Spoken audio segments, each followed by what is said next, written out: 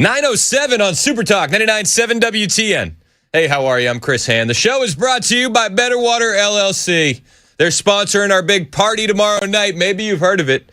We're going to be at Hop Springs in the borough, and we're going to be bringing in the election results with you. We are very, very excited. Matt Murphy, he's the most excited because he gets to spend the most time down there. He's going to be starting his show live at Hop Springs at 3 o'clock. Then myself, Mandis, Benson, the Weaves, we're all going to be there. Joan, are you coming? I do not believe I'll be there. So there'll be a little bit of disappointment just from the jump. Oh, they're going to love seeing you guys. You know that. Everybody's going to be at. I'm already. That's the question I'm going to deal with all night. Where's Joan? I'm going to be like, well, she announced on the air that she doesn't like any of you guys. No, that's not true. And that she didn't want to spend any time with you. And so that's what I value my sleep. Exactly. Are you? So Sam's not coming either? Is that what I'm gleaning from this? So I've got my younger sister-in-law is having twins, and the baby shower is next week. So my wife being the one helping put everything on, I've got to be the one to help pack and plan and put stuff together. That sounds like such a big excuse to me. It really does. I have 4 kids and a pregnant wife at home. I'm going to be there. In your neighborhood. I wasn't allowed to make excuses like Sam. Yeah. When are you having kids, by the way? Oh, my God. I'm not gonna repopulate the earth by myself. On the advice of counsel, I respectfully decline to answer and take the Fifth Amendment. All right, that's fair. We got a lot to get to today. John Henry is going to be on the show. He's running for Congress. We also have Danya Kent. She's going to be joining the show. She's running for Sumner County Commissioner, District 5. Those are the races that you really don't get to hear a lot about. What does a county commissioner even do? These are the questions that I'll ask. And we're looking forward to that. That'll be 10:35 with Danya, 11:05 with John Henry. Both should be good interviews, and we're looking forward to it. Tomorrow on the show, since it's primary day, I'll open the phone lines for anybody that's running for your last minute elevator pitch. And it wasn't done by Donald Trump's chief pollster in the 2024 election, but I did have a non-scientific poll running on X that just closed. Would you like to hear the results? Yeah. I said, who's going to... Well, I didn't even say that. I said, a couple days before the primary, who you got? It's very unscientific. And I ran this yesterday until this morning. Got 955 votes. So that might not sound like a lot, but the polls that you're seeing are based on 800 people. Now, also, it's unscientific. It's on X. Maybe people from out of the state voted in this poll as well. But this is where the results lied. Marsha Blackburn, 20%. John Rose, 11%. Monty Fritz, 69%. Now, my friends, I understand that the internet is not real life. And you are still in an uphill battle with the budgets that the other campaigns have when it comes to TV commercials, name recognition, and the like. But I do look at this poll, and I'm like, I kind of feel like you're telling me there's a chance. There's absolutely a chance. And I would just say that don't underestimate your social influence, no matter which candidate you like. I'm not even telling you just because I'm going to vote for Fritz in the primary and then probably Blackburn in the general if she gets through. But whatever candidate you like, don't underestimate your social influence. Early voting is done, but the general election, or the primary, it's essentially the general for the governor's race. That's tomorrow. You have a phone book with thousands of contacts in your pocket right now. If there's a candidate you like, send the text message. Make the post on social media. Talk to people in line at the grocery store. Talk to people at the gas station. Like, I know it sounds weird, but you should do that, especially if there's a candidate you like. That could absolutely make the difference. Find those people that agree with you, that are low propensity voters, that they line up with you on a bunch of things, but maybe they're too busy, maybe they're not as politically active, maybe they don't pay as much attention as you, and make that point of contact and say, tomorrow's the day, who are you voting for? Seriously, it absolutely could make the difference. I think this race is going to be a lot closer than the experts predict. Maybe I'm wrong, and I'm open to being wrong, and I will eat crow if I am. but I just have this feeling, and it's because of I think it's because of the street sign indicator. I see a lot more Fritz street signs than I see any other candidate. Maybe that means something, maybe it doesn't, but that's just what I'm looking at. And I know a lot of Fritz people are out there making a bunch of noise. Blackburn has all the big endorsements, from Glenn Jacobs to Tim Burchett, and all of the Tennessee politicians in between. But we'll see what happens. I'm looking forward to it either way. And also, there's going to be voices, and I mentioned this yesterday, that are black-pilled. They're saying, oh, the establishment candidate won. Let's sit this one out. Let's vote in a Democrat to teach them a lesson. It's like, that is so dumb. Any single one of these Republican candidates are going to be better than any Democrat candidate. Just don't sit it out. We need every vote we can get. Don't sit on your hands because we're in deep red Tennessee. Make something happen. Open your phone book today. Make those calls. Send those texts. Just write a text and copy and paste it to everybody you like and say, this is the candidate I'm voting for. Here's why. You vote yet? Are you voting tomorrow? Do you need help finding your voting location? I mean, all of these things could make a difference, especially in a low turnout election. And I don't think the turnout's going to be massive. I don't. So find the candidate you like. Tell your friends why you like them. Send the text today. We're running out of time. If there's a candidate that you like in any of these races, from county commissioner to Congress and so forth, to get something over the finish line. So make it happen. That's my challenge to you. Don't complain if you don't put in the work. A lot of people want to complain.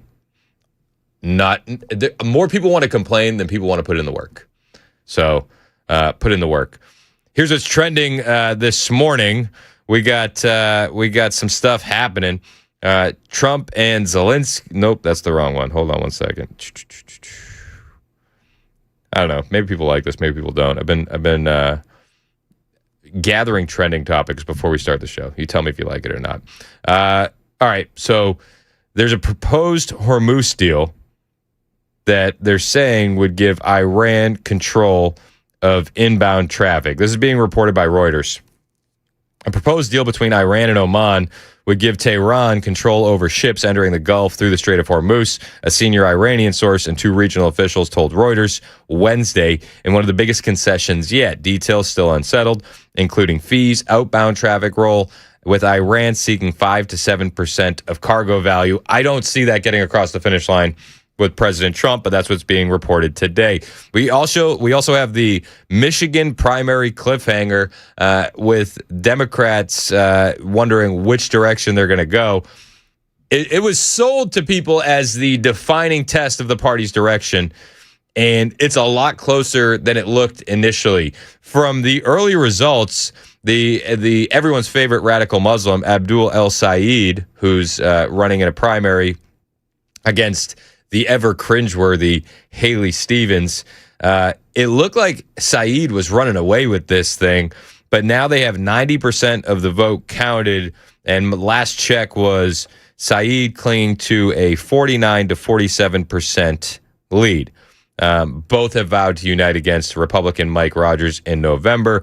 There's a lot of people that'll say Haley Stevens makes the most sense, and I would just say, as far as Republicans go, I think that we would rather have Abdul El Sayed win, because he's just crazy enough, just radical enough, that it would absolutely make a huge difference to us. Hey, did you know that it's been called? It got called? It got called. So that's been... So Fox News is finally saying it. CNN is projecting Abdullah Sayed wins. So there it is. It's done. How long ago did that come out? It was, I did it right at the top of the news. It just came out. Thank you. All right. Yeah, just came out like minutes ago. We also have the Trump administration unveiling new paid family leave incentives. The White House unveiled new paid family leave incentives Tuesday, pitching as part of a family policy agenda ahead of midterms. We have Todd Blanche clearing key nomination hurdles after that deal on the $1.8 billion weaponization fund. And we have Trump promoting tax cuts in November in Nevada as GOP battles for the House there. And the Senate showdown continues over the SAVE Act. John Thune is so terrible. I really really don't like John Thune. He has to be one of the softest, weakest Republicans ever. And I know Joan loves the guy, but we're gonna besmirch him anyway. Used to. Thank you. Hashtag. Thank you. It looks like they're going to go on vacation. They're taking a whole month off. And I talked about this yesterday with about Darlene Graham, and I feel like I owe Darlene an apology because Darlene, she was at her debate in South Carolina, and she was actually saying some pretty base things. And maybe she's more base than her brother, but she was like, "Why are we taking a month off? Why do we get to take a month off?" And I found myself being like, "Yeah, why do these senators get to take a month off every August? Why? Do you get to take a month off? I mean, unless you're a teacher, I would imagine you don't get months off from work. That just doesn't happen. But it looks like Thune is going to be sending the senators home for August recess, despite the pressure from the grassroots, despite the pressure from the conservative movement, despite the pressure from conservative voters. He's like, yeah, it ain't going to happen. We're going on recess. You want to give me a little audio on your side, Mason? Appreciate you, bruv. You got me? Is Mason in there? I don't see a fro. All right. Well, I guess we got no audio right now. I wonder if do we have video on the video side? Maybe. You can see this guy's lips moving. There's been a bunch of pressure. Nobody is bending the knee on this big fight. We got President Trump personally calling John Thune yesterday and pushing for the Save America Act. Thune is saying that he's heard from him yesterday morning multiple times on issues that he cares about, including the Save America Act, saying we voted on it 5 times. I'm willing to get it across the finish line in any way possible if there's a path to do it. But John Thune refuses to push the envelope on this. You want to give me a little audio there, brother? Appreciate you. So it looks like they're going on recess anyway. Republicans should blow up the August recess and pass the bill. I think there's nothing more important than the Save America Act. I think they should stay. Senate Republicans met over the past hour discussing the GOP agenda. Senate Majority Leader John Thune likely got an earful from Republicans who want to stay in Washington and force the issue on the floor. If you're going to oppose something, you got to earn it on the floor, as opposed to this kind of kabuki theater we do right now where you just give a thumbs up or a thumbs down. Now, Eric Schmidt believes that passing the bill could help Republicans this fall, but there could be pushback if the GOP overpromised and underdelivers on this particular issue. There's pushback if we overpromise and underdeliver. Have you guys delivered anything? I mean, honestly, in the year and 7 months, year and 8 months, have the Senate Republicans delivered anything?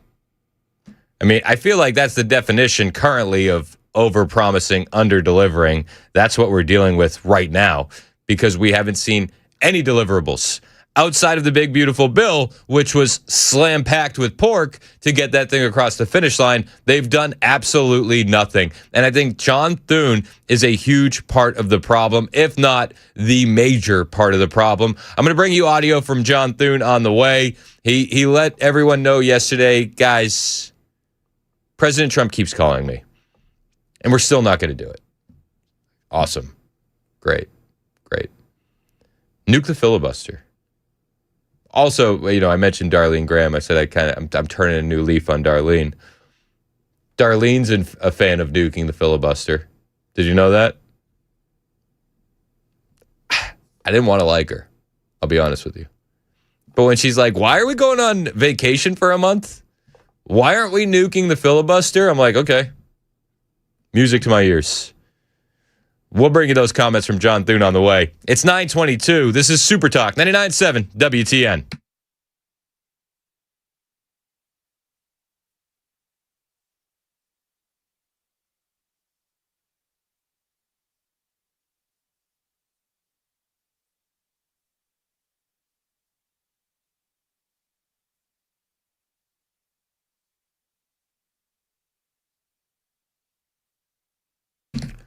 Hey, what's up? It's Chris Hand here for my friend Dr. Kevin Mitchell over at the Wellness Institute of Nashville. These guys have my seal of approval on everything they're doing there, especially when it comes to the cutting edge, brand new tech. Dr. Mitch is always ahead of the curve, whether it's the non-surgical spinal decompression, which is right now $33 off with the Epic Spinal Special, or that machine that they're the only ones that have, the HydroWave, or what they've done with this brand new piece of tech called Medical Bay One. You lean back in what's a futuristic healing machine that makes you feel like you're in an Artemis spaceship. You're going to get a full body massage while red light and near infrared and photon wavelengths light up your cells the way God intended them to respond. And it's going to stimulate your stem cells for real tissue regeneration at the cellular level. This is epic healing only at the Wellness Institute of Nashville. What they're not going to push on you, it's not their style, painful injections, surgery, opioids. None of those lead to long-term results, long-term pain-free life. Dr. Mitchell doesn't want to have anything to do with that. You shouldn't want to have anything to do with that either. Start your pain-free voyage today at the Wellness Institute of Nashville. It's a click or a call away. Painisbad.com or 615-246-5009. Painisbad.com or 615-246-5009. You're not going to regret making that call or making that appointment. Painisbad.com.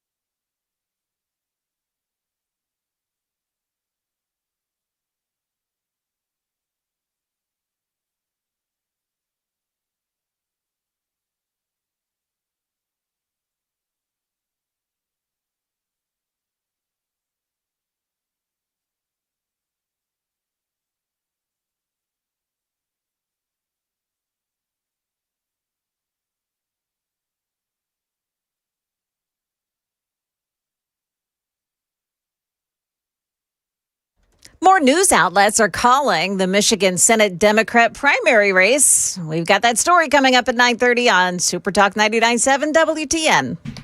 I feel like the Democrat primaries are going to be like Oprah when she gave away all them Priuses. You get a radical get socialist. one. You get a radical socialist. You get a radical socialist. And if the conservatives don't wake up, these guys are going to take over. And that's not hyperbole. I'm just saying. We were talking earlier. You got to go out and vote. You got to make your candidate of choice known to your friends, your family, your neighbors, your church. Don't underestimate your level of social influence, and that goes for anybody. I know we got people listening in other states as well. You got to put the work in. But I got a text here from an interesting guy who's out bush hogging. By the way, we are anecdotally the number one show in the country for bush hoggers. Perfect. He said, Mr. Hint, you come across to me as a man of strong moral and Christian values. This being said, how can you consider voting for a known liar and backstabber, January 6, 2021? I've debated 4 times. I talked to Tennesseans every day, and the list grows like Pinocchio's nose for lying. Marcia. Patiently waiting your reply as I listen while bush hogging. Number one for bush hoggers. Appreciate you listening. I've said multiple times on the air that I'm going to vote for Monty Fritz.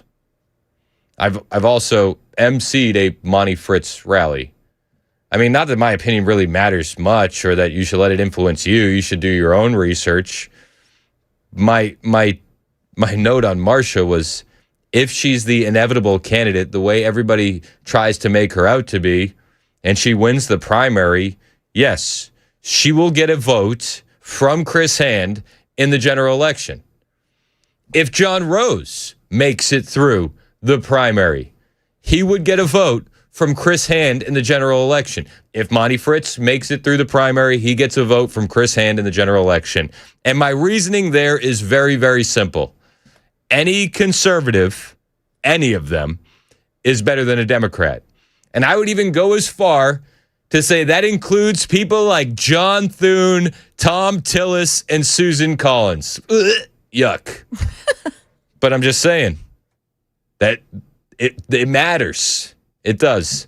We'll play that audio from John Thune on the way. It's 9:30 on Super Talk 99.7 WTN.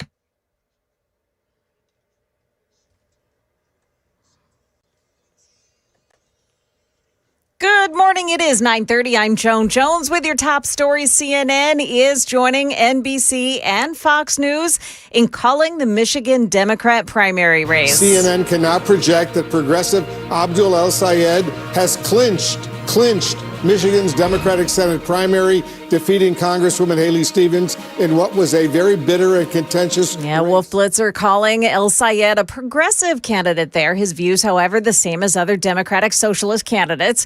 Now, El-Sayed will face Trump-endorsed Republican Mike Rogers in the fall.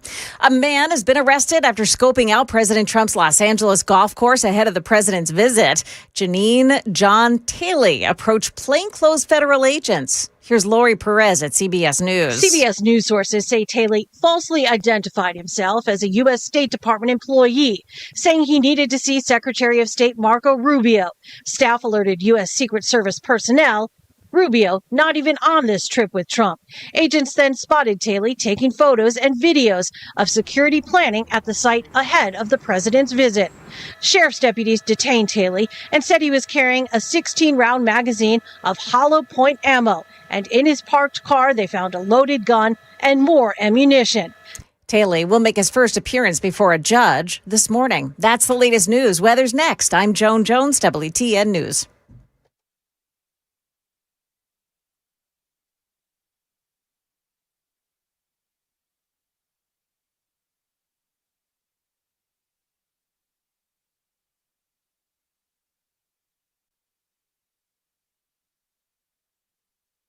Hey, what's up? It's Chris Hand here from my friend Aaron Parker over at Parker Safes and Vaults. You know the gang from Parker Safes and Vaults. They're going to be on location at our big primary party tomorrow night It is tomorrow night. Yeah, days are hard. But they're going to be with us at Hop Springs, so you can meet the whole crew. These guys are the absolute best. And if you need a safe, you want to be doing business with the absolute best. And these guys are a veteran-owned, family-run Christian business, and they're going to give you the right safe for your budget, your needs. There are some things in your home that you need to protect. Maybe it's firearms, maybe it's jewelry, maybe it's family heirlooms. Whatever those things are, you know what they are, and you wouldn't want to lose them because of a burglary or a fire.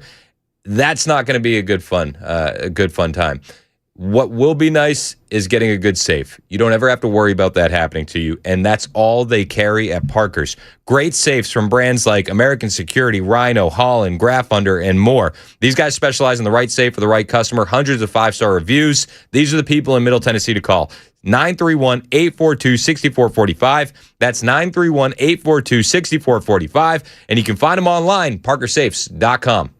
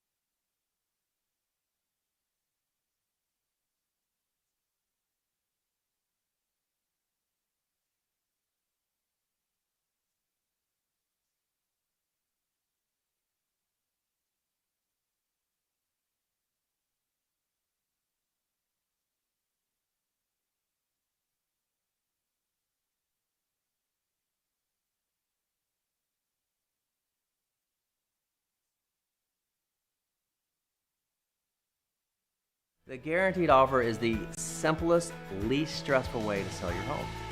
You go to our website, you fill out a quick form, we set an appointment, we bring you an all-cash offer. Literally, there's no lockbox on the front of your house, there's no showings, we pay all cash, we close in as little as 21 days, stress-free. We've helped thousands of homeowners just like you sell your home the hassle-free way with the guaranteed offer from Mark Spain Real Estate.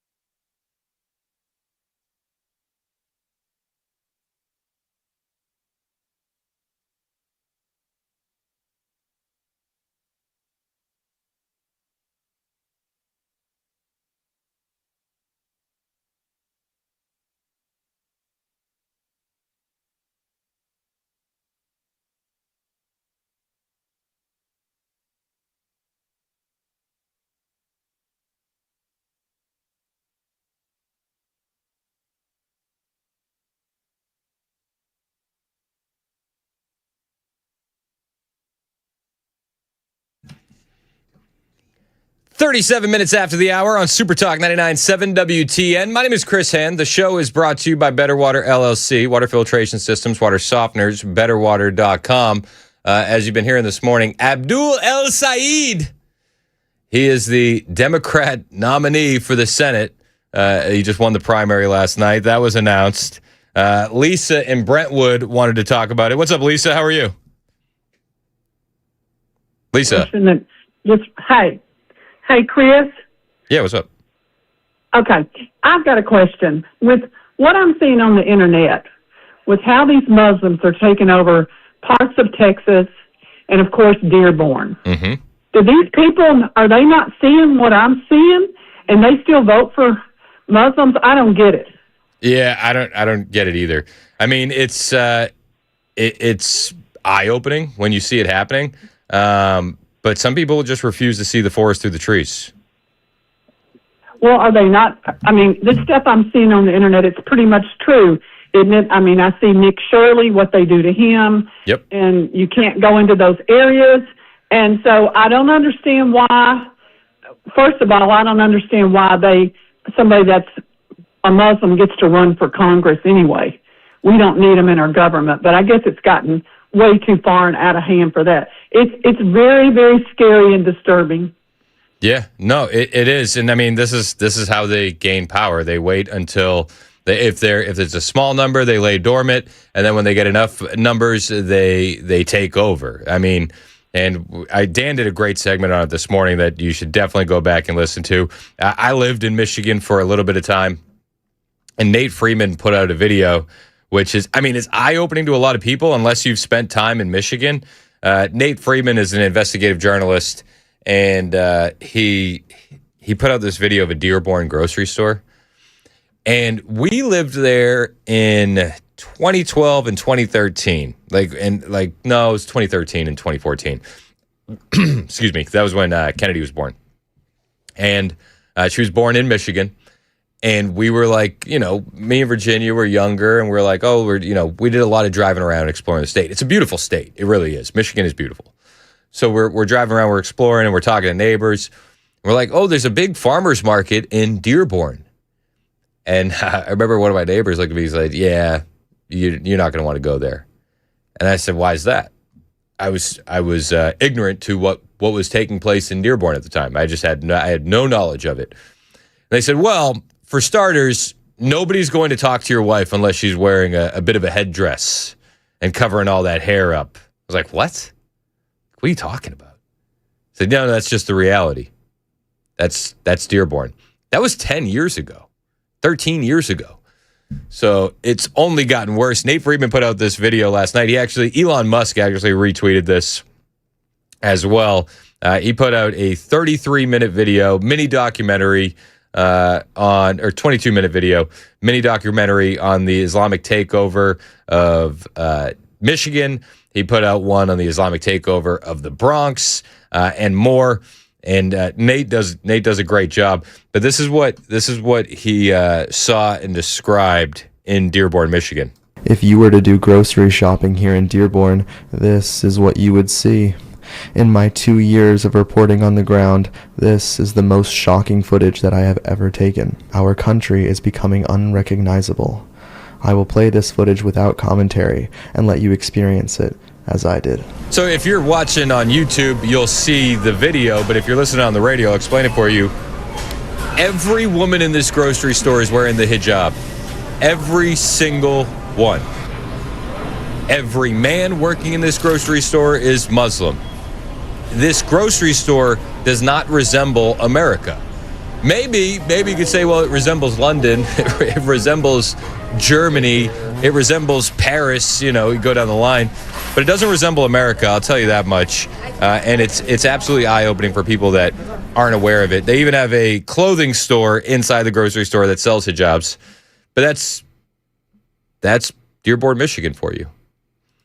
And it irritates me when people are like, oh my goodness, Monty Fritz is just too Christian. He's too hard-stanced on his Christian values. Yet, at the exact same time, we're letting competing ideologies rise to the highest levels of our government, and nobody bats an eye. It's fine. It's totally fine. Gee whiz. Monty Fritz said that as a Christian, he would ban these other religions, but he knows he can't do it as the governor. Oh, my gosh. That is so hardcore. Ask the Islamists what their preferred method of dealing with the non-believers is. I'll wait. We're going to see more of this in the country. I mean, we're already seeing so much of it. These people, they don't agree with our way of life. They are in direct competition with the Western way of life. And what you're seeing here is a slow trickle invasion and takeover. And you can disagree with me. That's totally fine. But it's just the way it is. Last night on CNN, Van Jones saying that Abdul El Sayed winning, it's essentially the Muslim Obama moment. Look, I mean, look at these numbers. If you are an Arab kid in America right now, if you're a Muslim kid in America right now, and you're looking at this is one of the biggest nights of your life. This is Barack Obama. This is Hillary Clinton. So, whenever there's a first, you have real hopes and you have real fears. There's real fears in some Jewish homes tonight. But this is a big deal, and I think he's no Muslim has gotten this far in American politics. He should speak to that and not any of the divisions in our party. I mean, to be a healing force and to put those kids first. Yeah, let's be a healing force. Here's the thing. You look at places like Dearborn, Michigan, there's no assimilation. None. It's a parallel society. You look at places that they're taking over in Texas, there's no assimilation. None. It's a parallel society. And we've been going through this experiment with the Islamic takeover America now for a couple decades, and one thing remains true, and you can see this repeated across Europe. They don't assimilate. I'm sorry. I know that this might make you upset. This might ruffle some feathers. But this is the reality.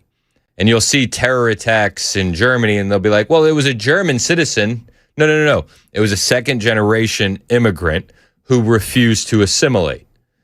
And we're going to witness this over and over and over again. A lot of people forget that it was just last Halloween in the state of Michigan, that the FBI foiled an Islamic terror plot. And it would have been chaotic.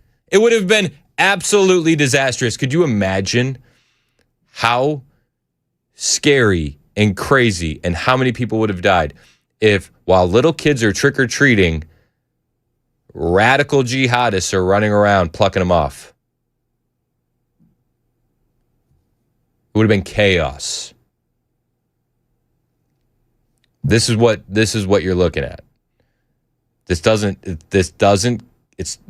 fit. We can try and pretend that they're a big tent party and the Democrats are doing all this, and it's like, hey guys, I hope the Democrats know, with all your love and all the LGBTQIA rainbow mafia stuff you got going on, as soon as this competing ideology gets to a certain level of the population, you guys are going to be in the crosshairs too. I don't know if you've noticed. Not big fans of y'all in the Middle East, but they'll call me the bigot. They'll call me the racist because I don't deny what I see with my own eyes. So, I mean, there's that. Congrats on the win, Abdul. It's just crazy. Let's go to Brian on the road. What's up, Brian? How are you? Man, you hit me right between the eyes and the heart this morning with that. I don't know what you would call it, speech. It was a good speech, bro. Well, I appreciate you. Man, you're brass and bows, and we got to have that because the scriptures talk about it. Now, the Christian part of me, and I hope I'm all Christian, but sometimes I wonder because there's a commandment in the Bible that says love your enemies, and I can't get past that. And I struggle with that more than I'm ashamed to admit it almost. But these people are after our souls, and it talks about in Revelation, and I'm not a big scholar, not even close, but in Revelation it talks about there's going to be an Armageddon. And I don't know whether we're headed for that. I don't know, is there going to be a New Jerusalem, right after that? Because it's going to take us fighting back. But love your enemies and then kill them too. Who are our enemies? Who is that? You've really pricked my heart this morning, and I just wanted to call in and ask you, who's your enemy, Chris?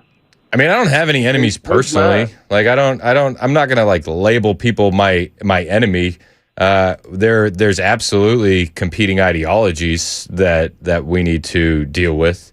But I would say like the most loving thing I could do when you say love your enemies, like I think that a lot of these radical Islamists would classify me as their enemy.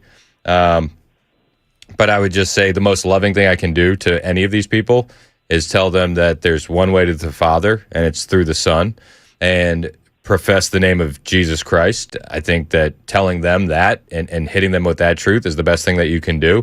And same thing goes for these woke leftists who are falling into the rainbow mafia. Like they claim to not believe in God, but that vacuum has been filled by this woke ideology. You're not going to you're not going to just not worship anything. You're going to replace that with something else, an idol or something like that.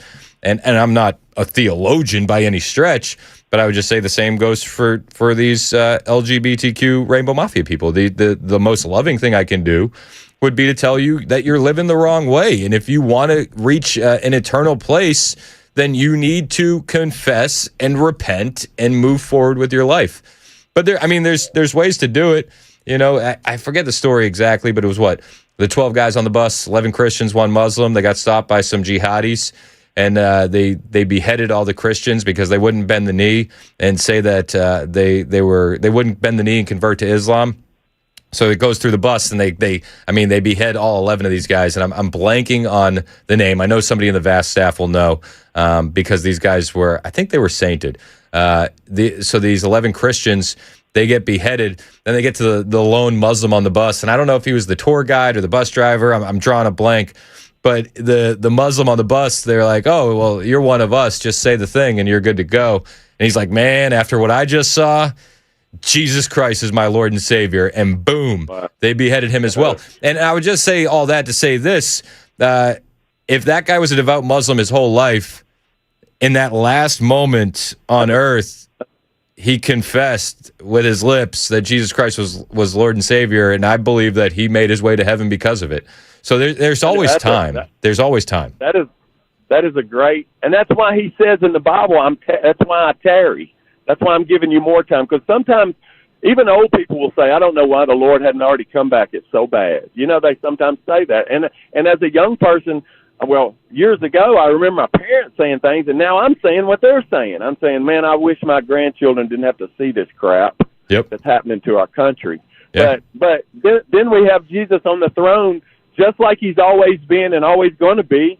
And those knees are going to bow and those tongues are going to confess, bro.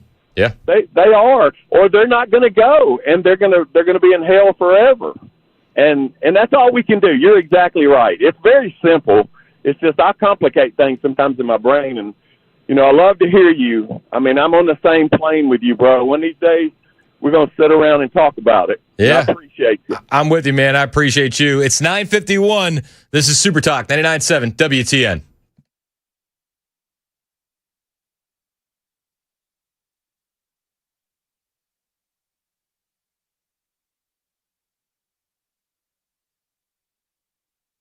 Hey, what's up? It's Chris Hand here from my friends at Busy Bee Plumbing, Heating, and Cooling. The kids are heading back to school. You spent weeks getting them ready for that, but maybe it's time to focus on getting your house ready. Busy Bee Plumbing, Heating, and Cooling is here to help you with their biggest back-to-school offers of the season, like scheduling some HVAC maintenance or completing any HVAC repair. You'll get a free dryer vent cleaning. That's an added safety and one less thing on your to-do list. And if you're thinking about a new HVAC system, you buy a high-efficiency unit, and you'll be entered to win Busy Bee's Healthy Hive giveaway. That's a $1,500 scholarship for the local school of your choice. Plus, all month long, you buy a Beehive Club membership, and a teacher, a faculty member, or a staff member at your school can receive one for free. You need major plumbing work, get a $500 gift card with qualifying home repipes or mainline replacements. And as always, they want to help you out. 0% financing for 18 months with approved credit. Busy Bee Plumbing, Heating, and Cooling. 615-775-7833. 615-775-7833.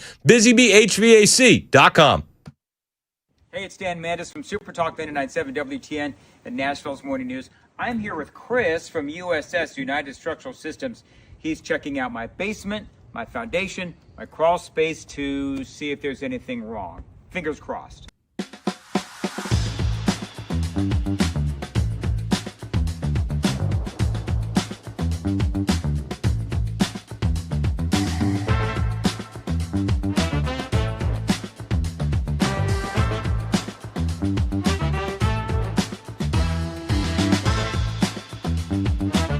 All right, so there's good news and there's bad news.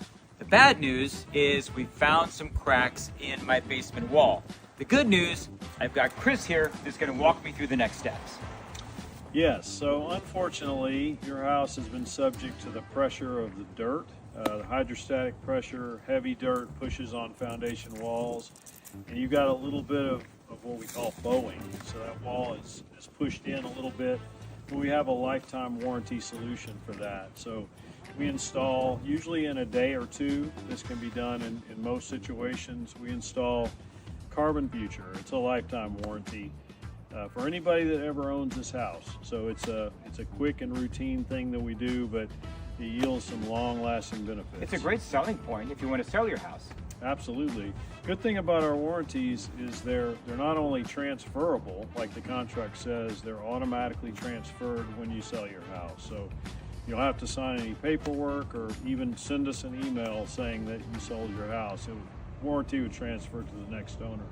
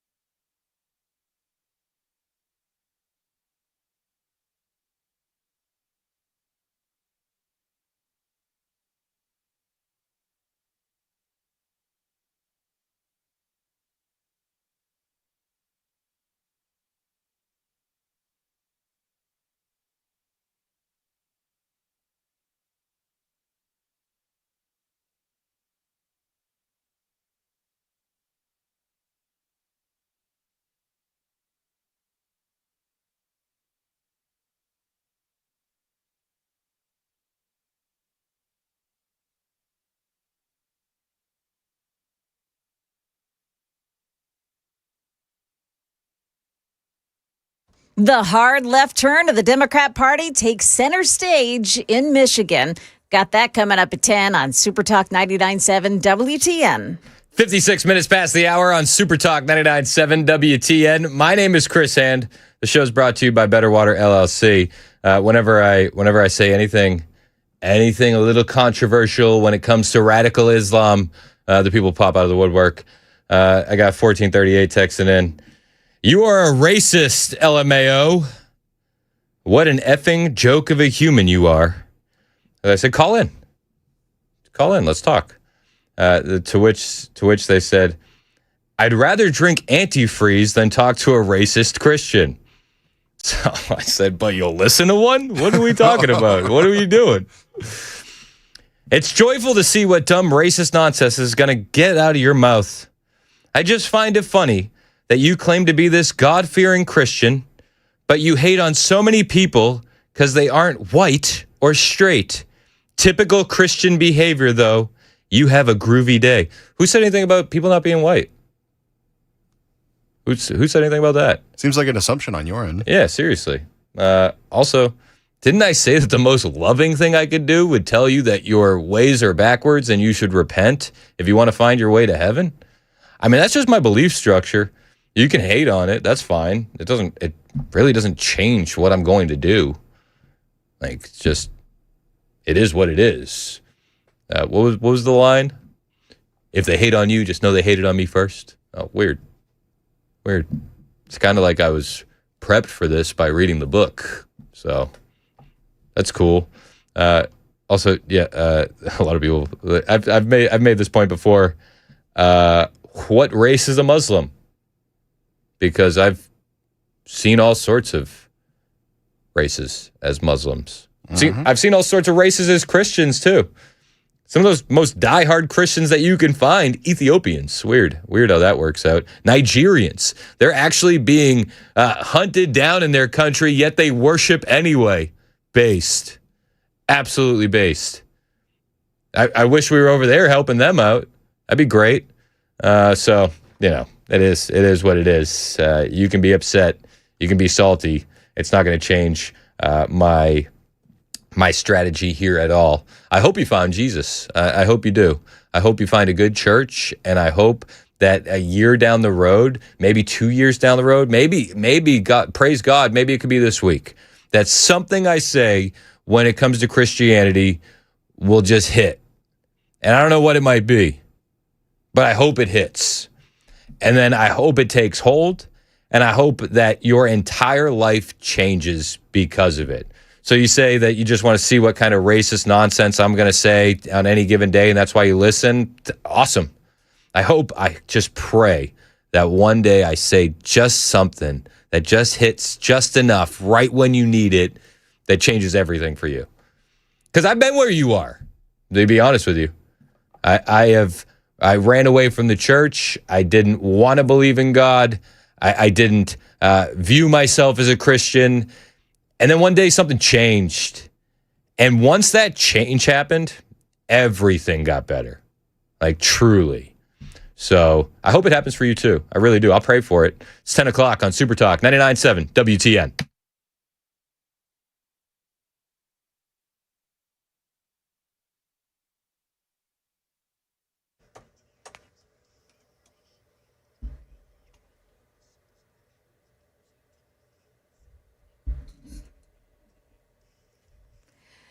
Good morning, 10 o'clock. I'm Joan Jones with your top stories. The full forecast coming up in 5 minutes. In the news, it's being called a hard left turn for the Democrat Party. Abdul Al-Sayed has officially beaten Congresswoman Haley Stevens by a thin margin to secure the party's nomination for the Senate candidate. Just barely, though. Stevens took 47.5% of the vote. El-Sayed, 48.5%. He's going to face Republican Mike Rogers in November. People are ready for a change in Michigan, and that's what people have to understand. Democrats have been in charge here 10 years in Lansing, or better part of a decade, and over a quarter century in the United States Senate. And only thing has happened is we are worse in every metric category we have here in the state. Now, President Trump calls El-Sayed's win a great news for the Republican Party, calling El-Sayed a communist loser who hates Jews and Israel. Nashville Metro Council has given the green light to using eminent domain to stop the construction of a data center next to the Nashville Zoo. News 2's Maggie Weaver. Last night's vote followed hours of debate, and this discussion continued well past midnight. In a 27-5 vote, Metro Council approved giving the city the authority to negotiate for, or if needed, pursue eminent domain on the property next to the Nashville Zoo. Now, council members emphasized the vote does not automatically take this land. Instead, it allows Metro Legal to move forward with those negotiations while keeping condemnation as an option. Now, according to the Davidson County Register of Deeds, D.C. Blocks purchased that land near the zoo for $23 million. A Tennessee death row inmate is suing the state corrections department over its privacy policies. John Bain was convicted for killing a 60-year-old man in Shelby County during a robbery in 1988. Well, now he wants to be able to receive the sacrament of confession in private. The lawsuit claims TDOC restricts their communications to recorded phone lines or in-person visits where others may be able to hear them. The complaint also argues a confession could include admissions about uncharged crimes, prison rule violations, or information related to ongoing legal challenges. That's News 2's Kelly Milan. Bain is asking a federal judge to order Tennessee to allow private, confidential communications with his spiritual advisor. He also wants monetary damages and attorney's fees. That is the latest news. Weather's next. I'm Joan Jones, WTN News.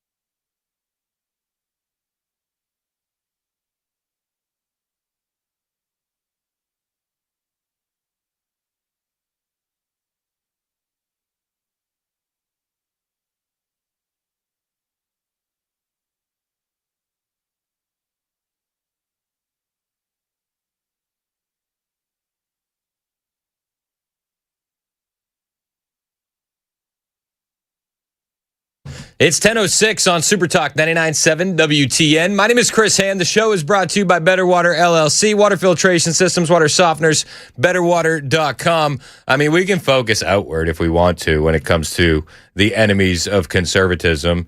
And I mean, we might have a productive conversation to a certain extent, but I think it's always going to be more productive when you look inwards. And when I look inwards at the current conservative movement, I see a guy who got to the White House because people were tired of the old guard of the Republican Party. In 2015, when he came down that escalator, he said the Iraq war was a mistake. He said, build the wall. We all said, finally, somebody's saying it. And it energized a movement. Now, they surrounded him in that first term with neocons from John Bolton to Mike Pence, and every step of the way they slowed him down. And we got to 2024 and we thought, this is going to be different because now we have a mandate from the American public. And the mandate from the American public is immense. We won all the swing states. We won the popular vote. We won the Electoral College. We now have the House. We have the Senate. We have the Supreme Court. Everything is going to be a cakewalk. Yet, It hasn't been the Democrats that have slowed us down. It has been the Republicans that have gotten in our way time and time again. So while we can point to external factors, we should absolutely be looking at terrible Republicans, and the guy that needs to be in the crosshairs on this one as one of the most terrible Republicans that should be ousted via a primary would be none other than John Thune. He knows that the Save America Act is one of the most popular pieces of legislation that he could get across the finish line, yet he refuses to do so. And I begin to find myself wondering, is his hatred of Trump what's holding him back? During the primary season, in the lead up to 2024, they said to John Thune in a televised interview, the internet is forever, they said, would you support President Trump if he became the nominee for 2024? And he said, oh, I hope we have other options. Well, we don't. And now John Thune is the Senate Majority Leader. And John Thune can't even bring the Save America Act to the floor for a vote. He won't even get people on record. John Thune knows how popular this legislation is. John Thune knows how much it's needed, yet John Thune won't get it done. And he was getting an earful from the president on Tuesday, and he made note of that while he had a somewhat brief press conference. By the president when he says he wants you to stay in session, wants you to pass the Save America Act? Well, I think the president, I've heard from him a couple times this morning on issues that he cares about. I wouldn't say I'm isolated, no. I mean, I've been very clear about the prospects for the Save America Act. And the only thing I've said all along is we have voted on the Save America Act 5 times. It was the pending business on the floor of the Senate for over 2 weeks. And I am willing to, in any way possible, get that across the finish line if there is a path to do it. But there are 2 realities and 2 facts you have to deal with. And the first is there are no Democrats who are going to vote for this. All 47 voted against the SAVE Act 5 times. So let's make this an issue in the campaign. How about we go out and turn our fire on Democrats and make it about them? Let's blame Democrats, says John Thune. Guys, we need 60 votes to get this done. When are we going to have 60 votes in the Senate? And if the Democrats ever regain power, they're going to nuke the filibuster on day 1, and they're going to add 4 more Democratic senators in D.C. and Puerto Rico. That's not a conspiracy theory. This is what Democratic leadership continues to say over and over and over again, from Nancy Pelosi to Kamala Harris in Nashville last Friday. So why don't Republicans have the stones to do what needs to be done? I thought we wanted to save this country. You know, we got Senator Haggerty and Senator Blackburn, and they tell us that they're fighting for it. They don't want to go on this recess. John Thune says, we're going on recess. Yeah, the president's calling me. The president's upset. But sorry, we've done enough here. And I would argue, Mr. Thune, you haven't done anything at all. And in fact, you were exactly who we thought you were going to be when you got the Senate Majority Leader position. Trash. Absolute hot garbage. And there's no getting around it anymore. You can't whip your Republicans into shape. Chuck Schumer doesn't have this issue. Is John Thune weaker than Chuck Schumer? Well, yes, by all metrics that we have available, he absolutely is. Awesome. We need Republicans that will fight. And if John Thune's not that guy, get him out. Oh, guys, gee whiz. We voted on the Save America Act 5 times. Do it again. Do the nuke and the filibuster. Get people on the record. Let us know who we need to primary. Make it a matter of record for the public. Every conservative I know wants that filibuster nuked. But they won't do it. Can you guys just blame the Democrats for crying in the mud? I mean, we could. It would absolutely make things easier.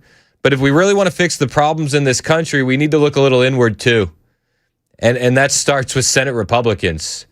I mean, we had Haggerty on the phone just a couple weeks ago, and I wasn't necessarily mad at Haggerty. But even Haggerty hit me with, we got to keep fighting so we can take this country back. And I'm like, from who?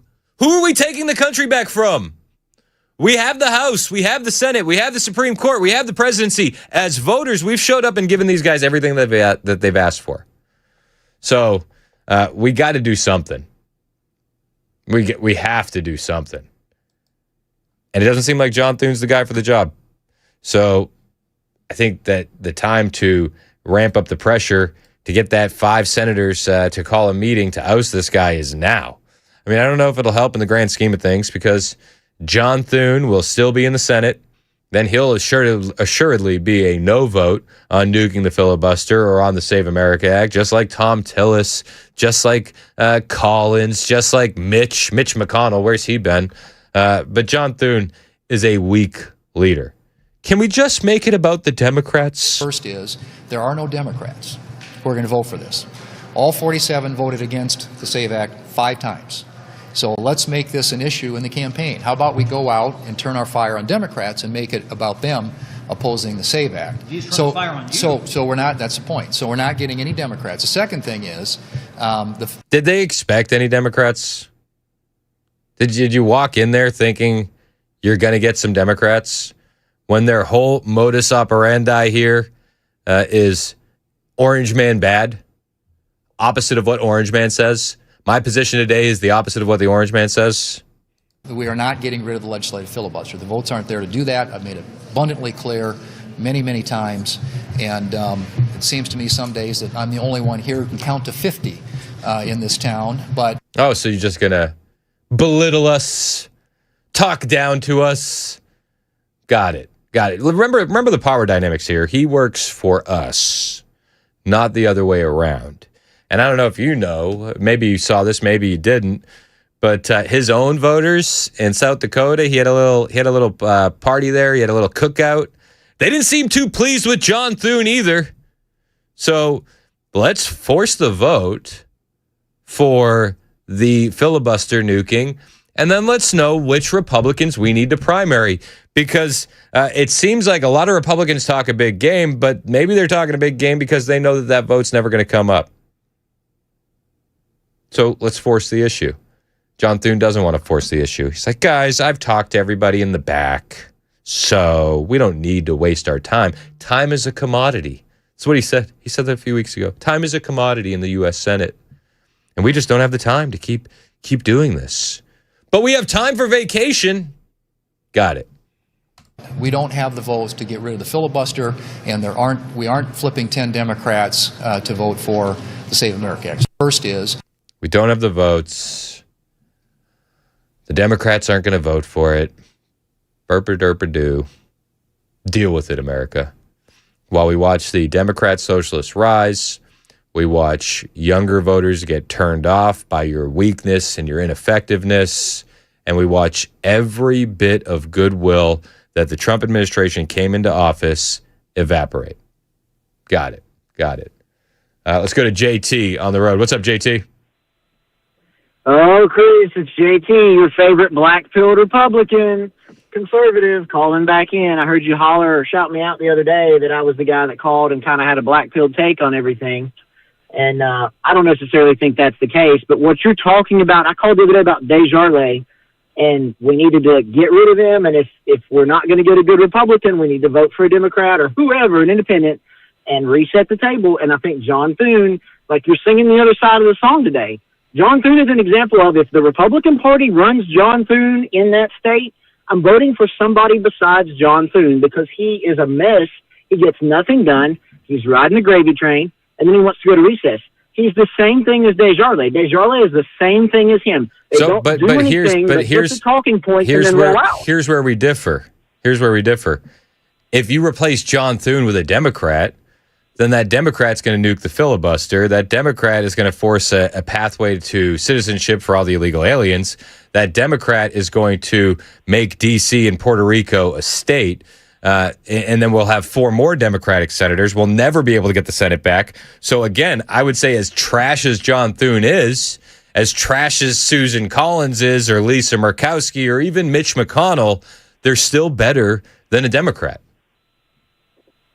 Then what's the solution? Because that's what keeps happening. The GOP keeps running these weak candidates, and there's never any consequence. There's never any accountability. The solution is grassroots mobilization. And I know it's not what you want to hear, but the solution is using your own social influence that you have, all of us, and creating and mobilizing a movement for good candidates.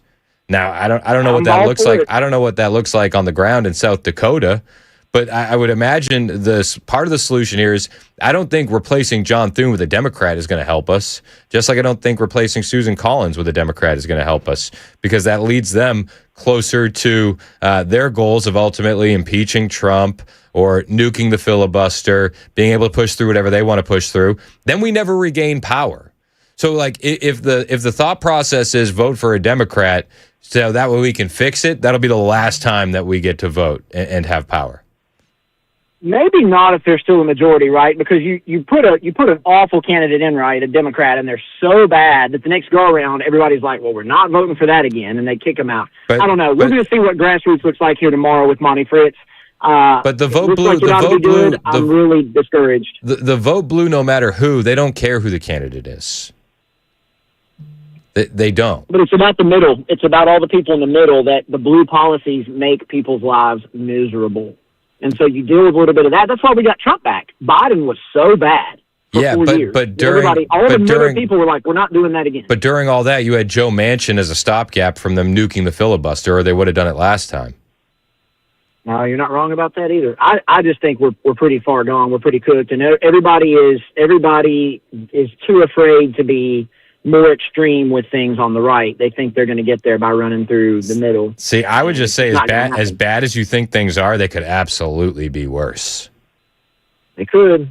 We'll see. We'll see what happens tomorrow with Fritz. He should be governor of the state of Tennessee. I have a feeling because John Rose couldn't get out of the way that we're going to be stuck with Marsha Blackburn.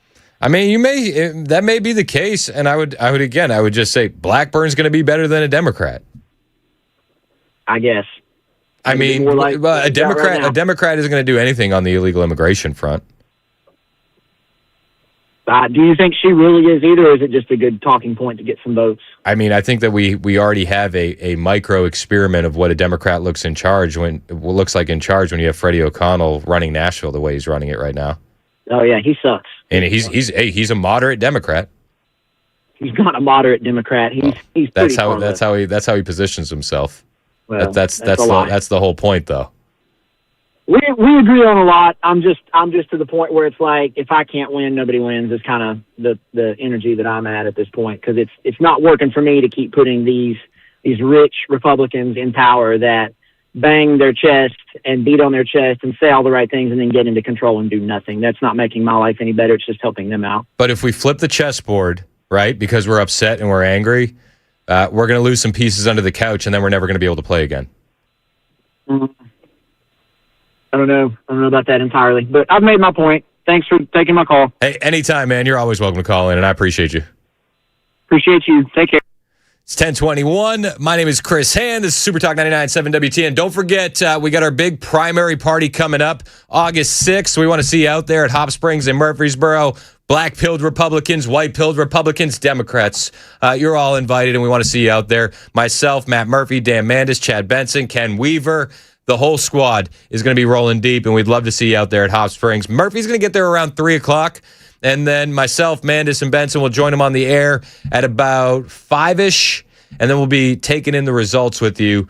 As of right now, we got it earmarked in that we're going to be broadcasting until 10 o'clock on your radio and on YouTube, ringing in the results.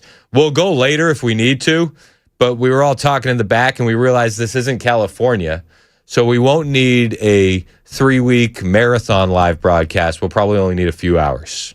We could be wrong, and if we are, we'll stay on the air later, but we want to see you at Hop Springs regardless. That's tomorrow. Jesus, tomorrow already.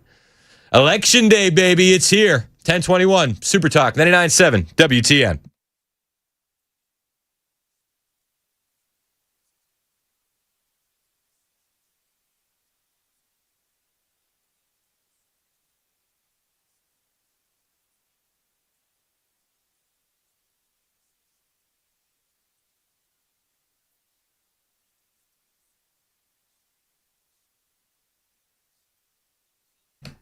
Hey, what's up? It's Chris Hand here from my friends at United Structural Systems. You know them as USS. I know them as the pros. These are the guys that you want to call if you got any kind of issue at your house, whether it's foundation repair or crawl space issues, concrete leveling, waterproofing issues. We've had a lot of rain the past couple of days. Maybe you've noticed some water getting in your crawl space or in your basement, and you'll think to yourself, well, this will be fine. It won't. Spoiler alert.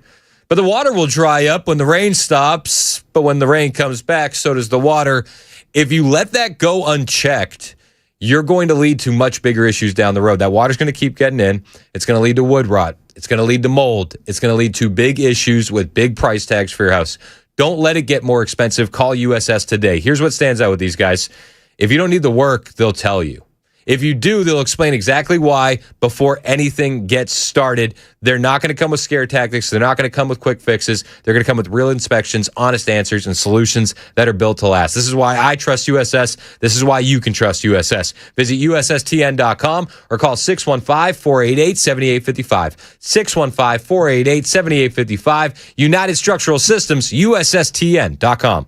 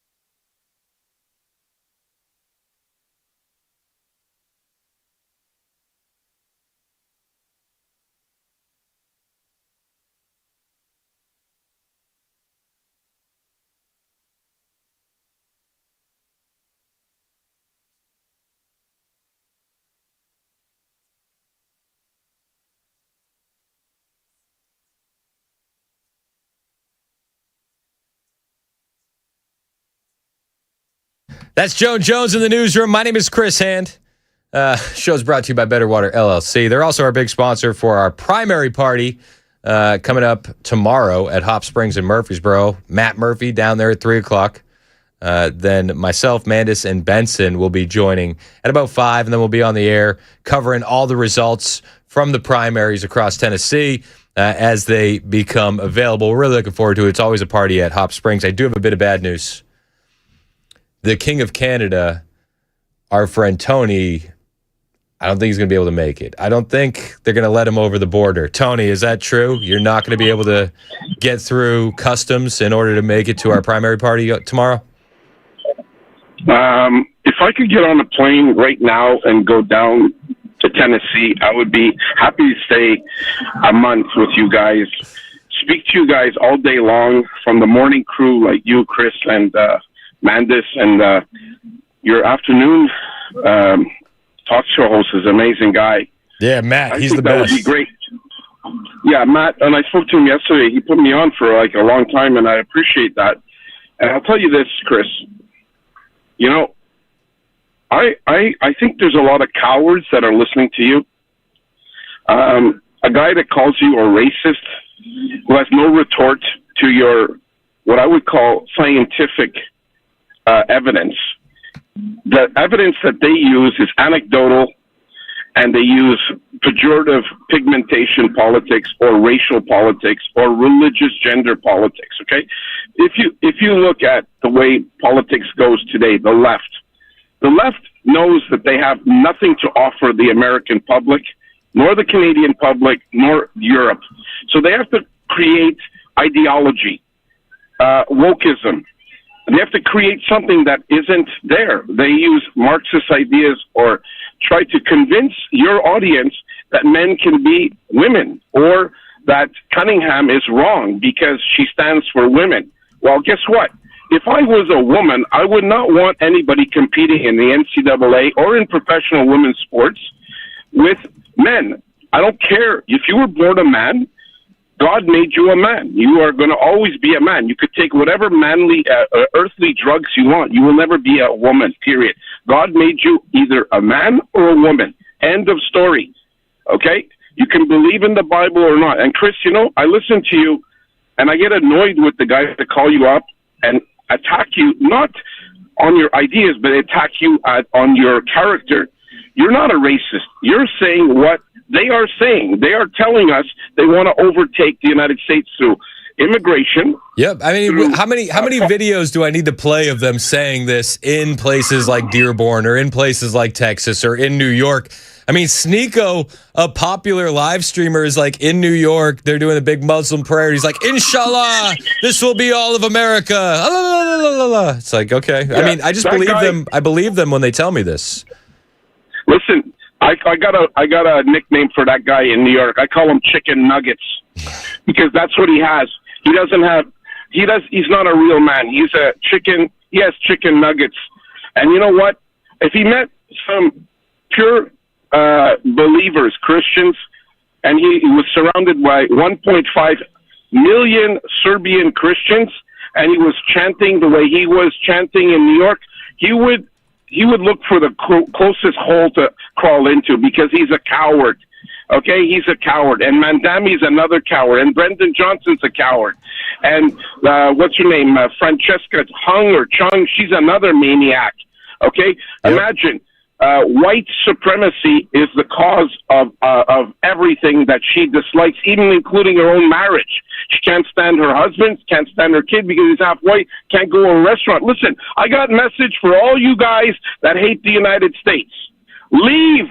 Go to Cuba, Venezuela, Russia, China. You'll enjoy Mongolia. Go. And take all the leftists in Canada with you. You're absolutely right. I was on the radio. I tried to get on the radio this morning. The accusation out of Toronto was that a conservative MP, that's a Republican in Canada, he said, all of you liberals are linking us to the Trumps.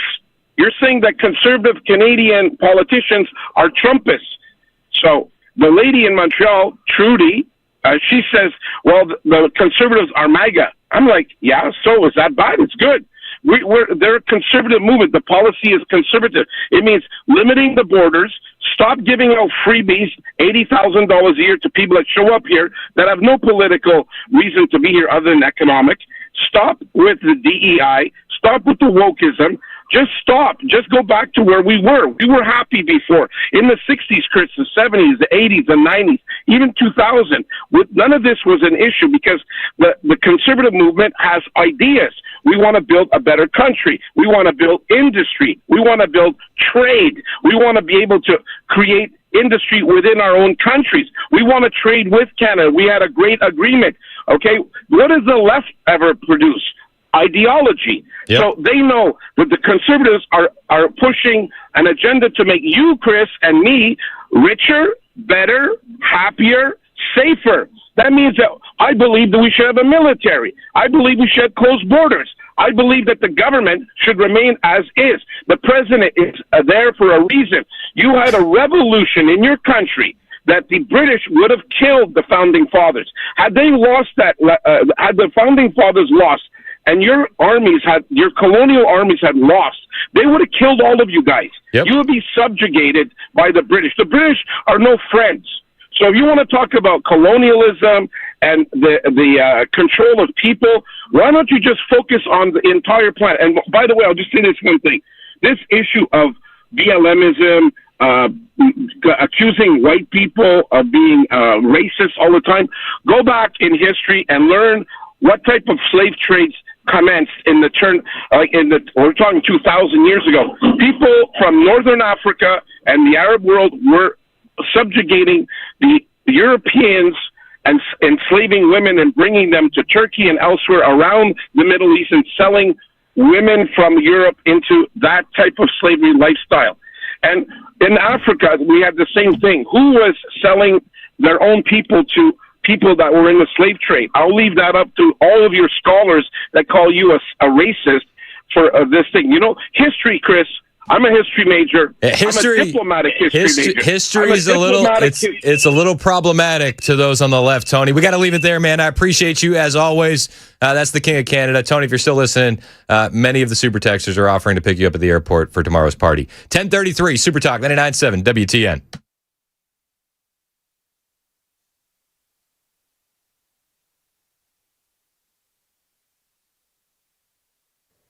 I'm Joan Jones with your top stories. A Murray County man has been sentenced to death for the killing of his family in 2021. A jury deliberating for 5 hours before handing down that sentence for Nathaniel Pipkin. Pipkin killed his mother, younger brother, and 11-year-old half-sister in October of 2021. All three were shot to death.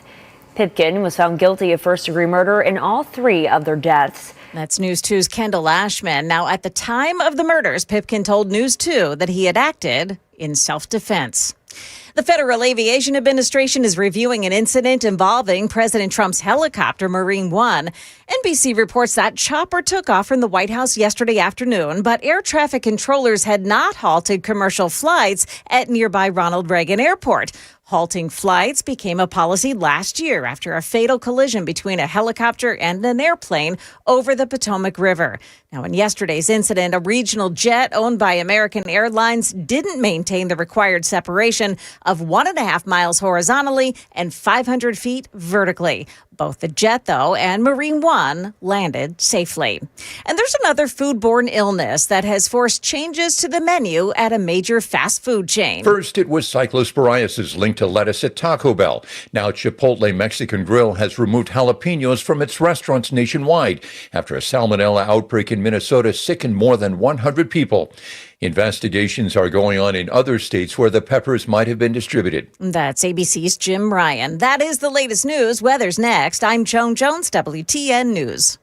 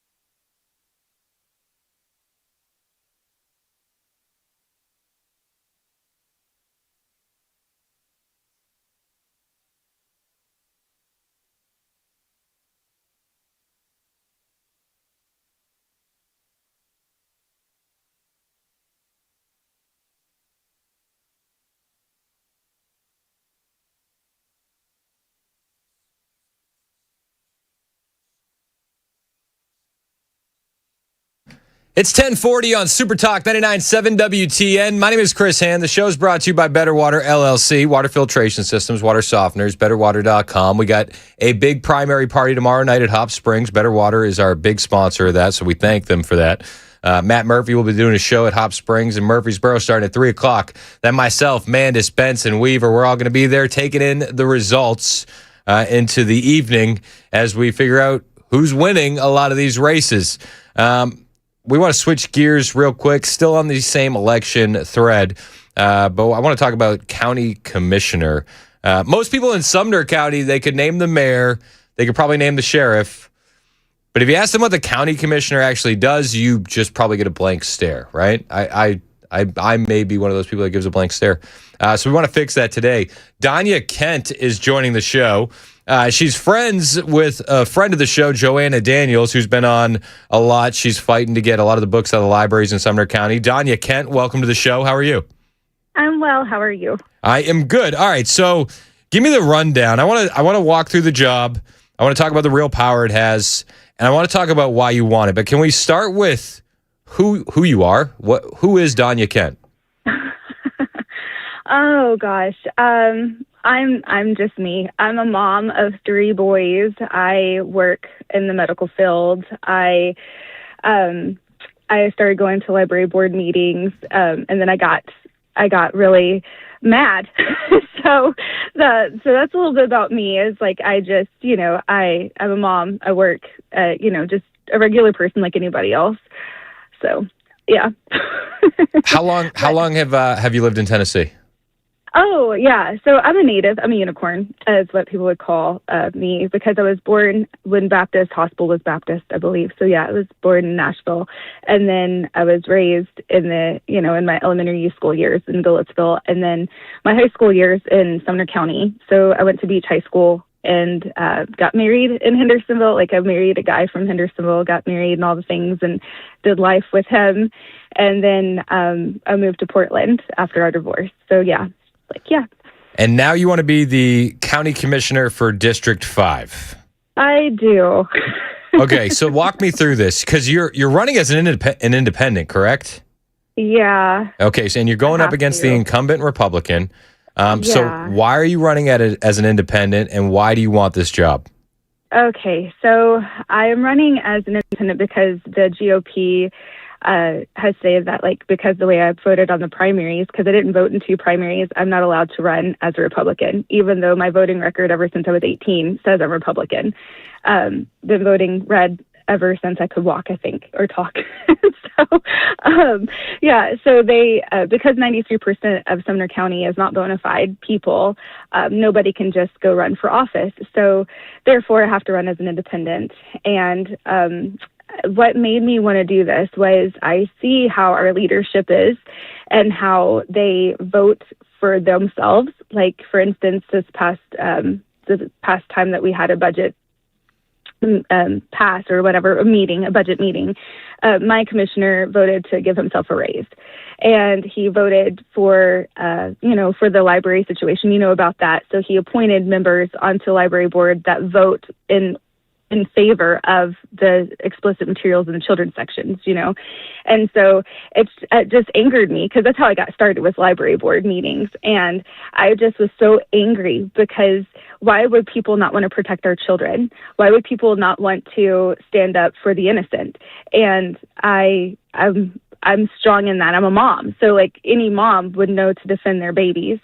And I just felt so passionate about that. And then when people would talk, it fell on deaf ears. Like when people go up there and they want to talk about term limits, or they want to talk about the library board, or they want to talk about whatever, it's falling on people who don't respond or care. And it just angered me. So I want to give people a voice. We're talking with Danya Kent. She is running for Sumner County Commissioner, District 5. So you said that they wouldn't let you run as a Republican because you didn't vote in the last 2 primaries, correct?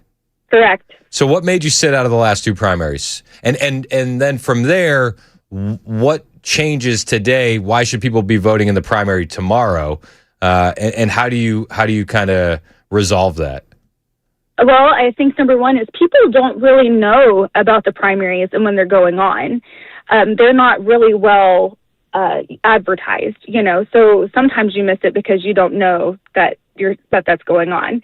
And what's really publicized is the general elections, right? Those are fully pushed. So if you miss a primary, it's because you don't know about it, or you have to know somebody that's in it.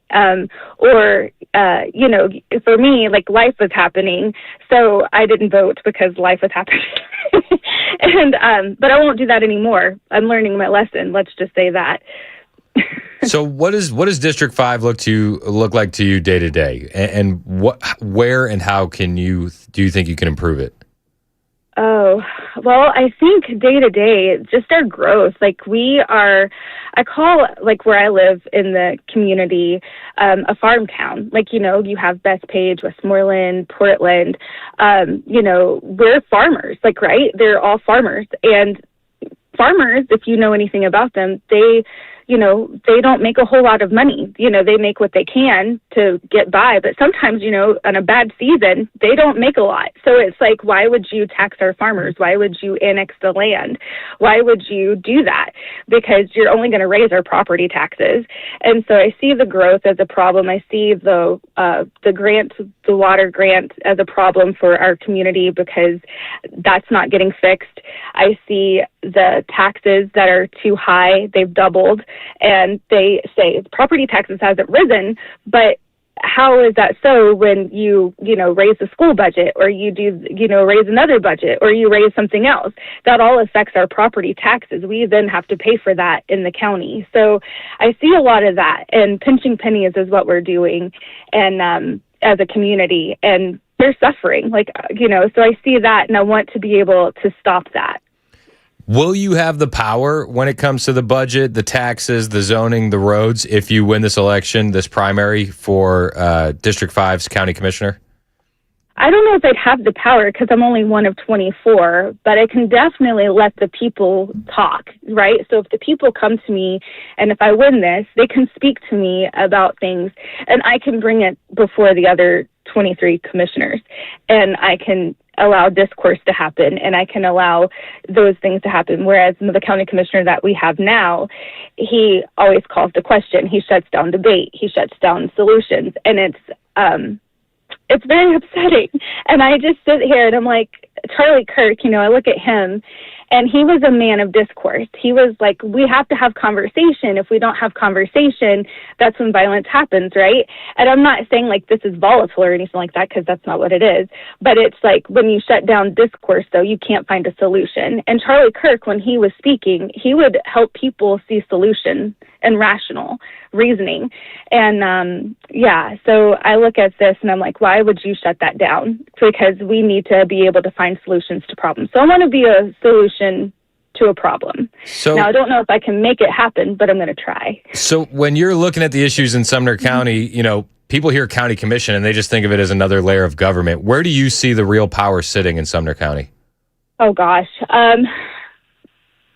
So in Sumner County, I see the school board director, and I see how he works, and I see local governments. So like when people are wondering about what our local governments do, they control all the power. Like people are like, oh, the federal and the state, they do, like our gun rights and things like that. But when it comes to your taxes, when it comes to your education, when it comes to your roads and your infrastructure, it's the county that has that vote, that has that say on how you get taxed, how things fluctuate. Commissioners do have the most power in that, but yeah. So with Sumner County growing so fast, what's the biggest land use or infrastructure pressure you see in District 5 and the county? Well, okay, so we have a water issue, but I feel like we're building so much that we forget about. Because so the instance is we have to approve the budgets and everything, but we have a development issue. So what that means is like all these people are coming in, they're building, they just annexed some land, and they're building a new store or something, and that's fine, that's fine. But then at the same time, we're having this water issue, so it's like our water, we don't have it, so we're giving our resources away to things that we can't support, and then we're having to pay for that, and we get taxed for that, and so it's very frustrating. very frustrating. We're talking with Danya Kent. She is running for Sumner County's commissioner for District 5. Can you name 2 or 3 concrete things you'd push for in your first year if you got elected? Oh, term limits for sure. My opponent has voted 13 times against term limits just to go on the ballot. I want people to have their voice. Definitely taxes. I don't want to increase taxes at all. And I want to push for annexation reform, where they annex the land and they tax us for that. Then the city then sells it or builds on it, and then we get taxed that too. So it's just really gross. It's just gross the way that it's being developed and the way that they're pushing things through. And it's like you forget about us. Like, we're the people. Like the Constitution said, we the people have a right to have our voice not taken away from us. We the people have a right to stand up for what is right. And we the people, when we're united, we can do amazing things. And when you're not self-seeking in office, you need to serve. Like, your job when you're in office is to serve, not to be self-seeking. And when you don't have term limits, I feel like if the president and the governor have to have term limits, then you yourself become a leech. Like, if you don't do term limits, like, you become leech. Like, look at what's happened in Congress and in the Senate. It's like they want to die there. I don't want to die in office. Good God. Like, let somebody else come in and have a new idea. I don't want that. Like, I just want to try to make an impact and change something and make something better in a broken society and in a broken system. So, yeah. Danya Kent is running for County Commissioner, District 5. If you're in Sumner County, you'll see her on the ballot. If a listener can only remember one thing about what a county commissioner does and what you'll do if they put you in that seat, what would it be? Giving the people a voice. I just want to be the voice for the people. And, let's make change. Let's make good change. Where can people find out more about your campaign? Danya Kent, vote Danya Kent for County Commissioner on Facebook. Hey, I appreciate the time and good luck in your race. Thank you so much. Of course. It's 10:52. This is Super Talk 99.7 WTN.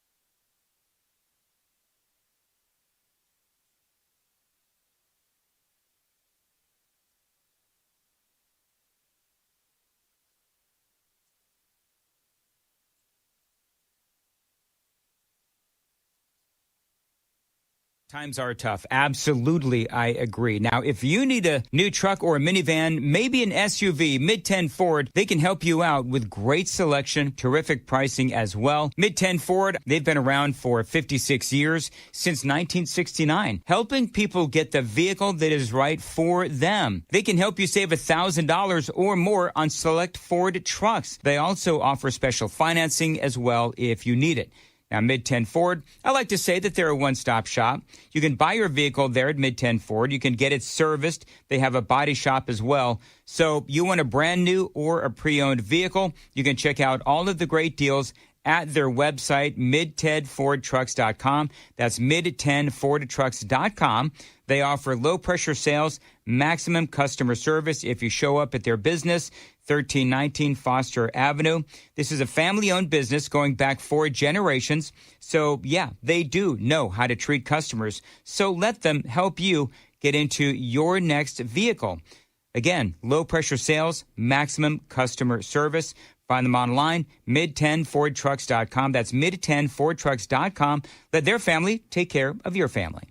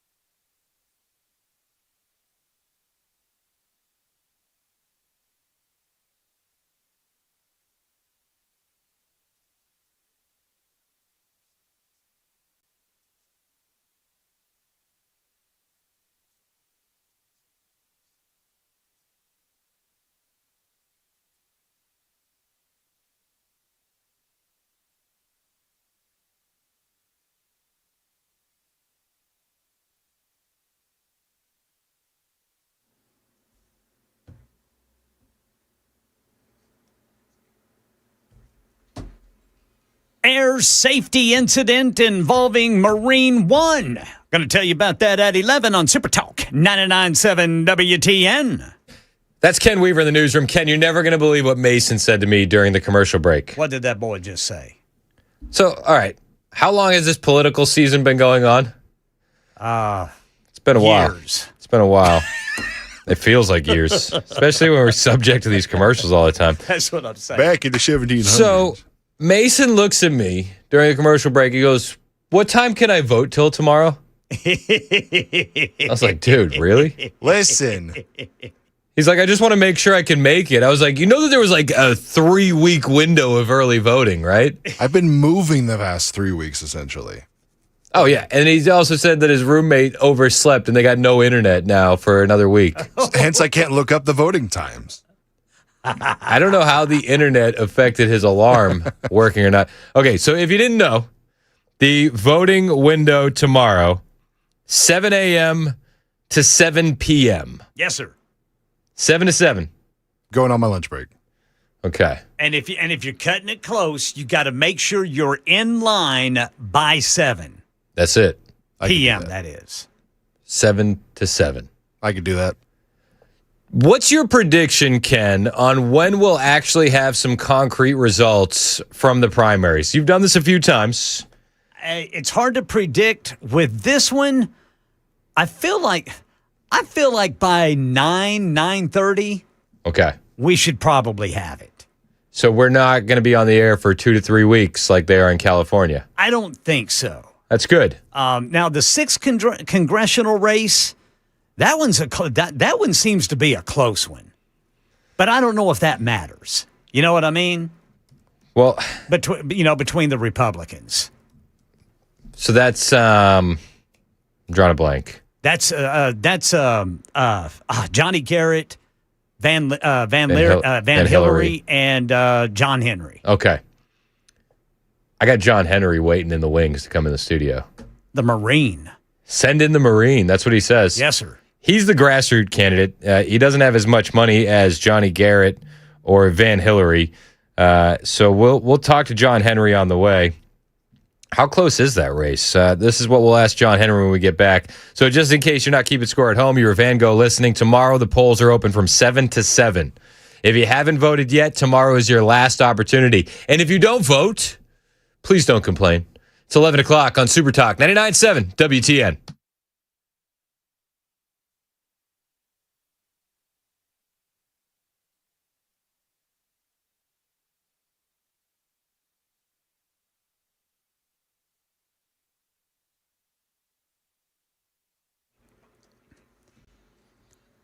Eleven o'clock on the dot. I'm Ken Weaver with your top stories. Got the full forecast coming up in 5 minutes, and federal officials are investigating an air safety incident. That's what they're calling it. Took place yesterday involving the helicopter carrying President Trump. ABC's Peter Haralambous with the story. Air traffic controllers in Washington generally shut down all air traffic 3 minutes before the president's Marine One helicopter takes off. However, that didn't happen on Tuesday afternoon when Marine One took off ahead of Trump's trip to California. Air traffic control audio from ATC.com suggests the controllers missed the 3-minute warning because another pilot was talking on the same frequency at the same time, and it all happened as another aircraft was taking off from Reagan National Airport. Marine One Tower altimeter is 3007. Okay, no 3 minutes, Roger. Trump's helicopter and the plane were not close, but the incident comes amid ongoing scrutiny of the air traffic near D.C. following a deadly collision between a passenger jet and a military helicopter last year. Peter Haralambous, ABC News. ABC News this morning, learning of additional cyber attacks against U.S. water facilities across the country, widening the scope of the ongoing federal investigation into these recent attacks. ABC's Aaron Katursky explains. We just heard in the last couple of hours from the New Jersey Office of Homeland Security that 2 municipal water systems in the state were affected by these hacks. New Jersey did not name the municipal water systems, probably because they don't want to cause any panic, because they say customers had uninterrupted access to their drinking water. There's an ongoing blood supply shortage, which has been called a crisis. And in one state, there's now a new incentive for donors. Here's ABC's Hannah Battah. The Rhode Island Blood Center is offering a voucher for a free pint of beer if you donate a pint of blood. Donations nationwide are low because of bad weather and foodborne illnesses. Health officials investigating jalapenos served at Chipotle restaurants. The company confirms. Here's ABC's Sophie Flay with why. Chipotle is removing jalapenos at some of its restaurants because of concern about a salmonella outbreak. The company saying it's acting out of an abundance of caution. Health officials in Minnesota say more than 100 salmonella cases appear to be connected to jalapenos. Dozens of patients reported eating at Chipotle. Right now in Texas, the driver of a Loomis armored car was unhurt after an encounter with a group of would-be robbers whose only weapon was bear repellent spray. Houston Police Lieutenant Larry Croson says 2 teenagers weren't so lucky, suffering non-life-threatening gunshot wounds outside a check-cashing store. The suspects approached him, sprayed him with bear spray to try to rob him of the cash from the cash checking store behind me. That's when the armored guard fired several shots. And the latest government report on substance abuse offers cause for celebration and areas of concern. The Substance Abuse and Mental Health Services Administration asked 60,000 Americans about their experience with substances, finding significant declines last year in binge drinking, smoking, and marijuana use among 12 to 17-year-olds. Still, the survey found more than half of all Americans, 163 million altogether, used tobacco, vaped nicotine, drank, or used an illicit drug in the previous month. The substance of choice, alcohol. Jim Ryan, ABC News. That's the latest news.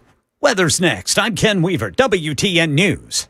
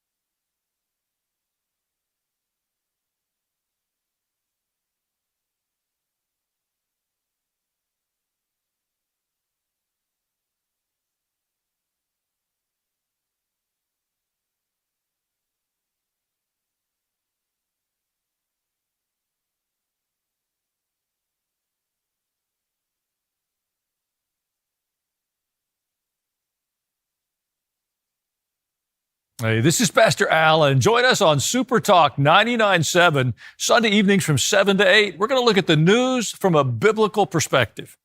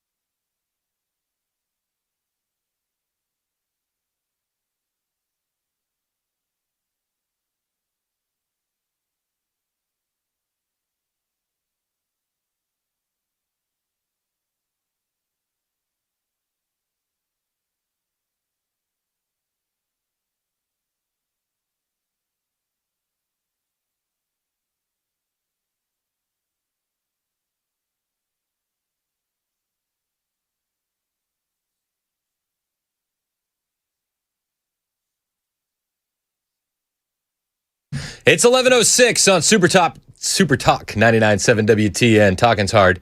The show is brought to you by our friends at Better Water LLC. They're also sponsoring our big primary party tomorrow night at Hop Springs in Murfreesboro, so we thank them for that. Myself, Dan Mandis, Matt Murphy, Chad Benson, the one, the only Ken Weaver. We're all going to be out there. Matt's starting early, shows at 3, and then we'll be getting there around like 5-ish as we bring in the election results tomorrow evening. A lot of people finally paying attention. There's a primary tomorrow? There is. Voting is open from 7 a.m. to 7 p.m. You missed the early voting window, but you got one more chance tomorrow. Joining us in studio is a grassroots candidate by the name of John Henry. I've got to know John a little bit over the past, year and change? 14 months, we bumped into each other a few times. And I'm grateful to have you in studio again. You're running in the 6th Congressional District. This is the seat that Rose is vacating. And you're up against it. I mean, not splitting hairs here. The other two guys, it's a tight race. But the other two guys, Van Hillary and Johnny Garrett, well-funded. Their messages are everywhere. How are you finding a way to be set apart from those guys? Well, thank you again, Chris, for having me on. It's always a great opportunity to be with you. I think we started setting it out 14 months ago. We knew we weren't going to have $1 million. We knew that we had to go to as many events as we could, fairs, parades, yard sales. It didn't matter. We knew at 14 months we had to put the hard work in to overcome that big money gap. And we think we've done that. We think the last 14 months, I have a full-time job. Yeah. And so I get off work, I and my bride here with me. We get on the road and we work, and we've done it for 14 months straight, brother. So we think that equals it out. What does the grind look like over the last 14 months? I mean, I know you said you have a full-time job. Yep. So what does your day-to-day look like as you've been campaigning? Well, not only do I work a full-time job, but we also have a cow-calf operation over in Smith County, Tennessee, right there in Middle Tennessee. And just to be honest with you, it's about finding the most active places to go. As I just said, fairs. Last year we were at fairs. It seemed like from end of May, June, all the way through August. And every week we're setting booths up to meet people.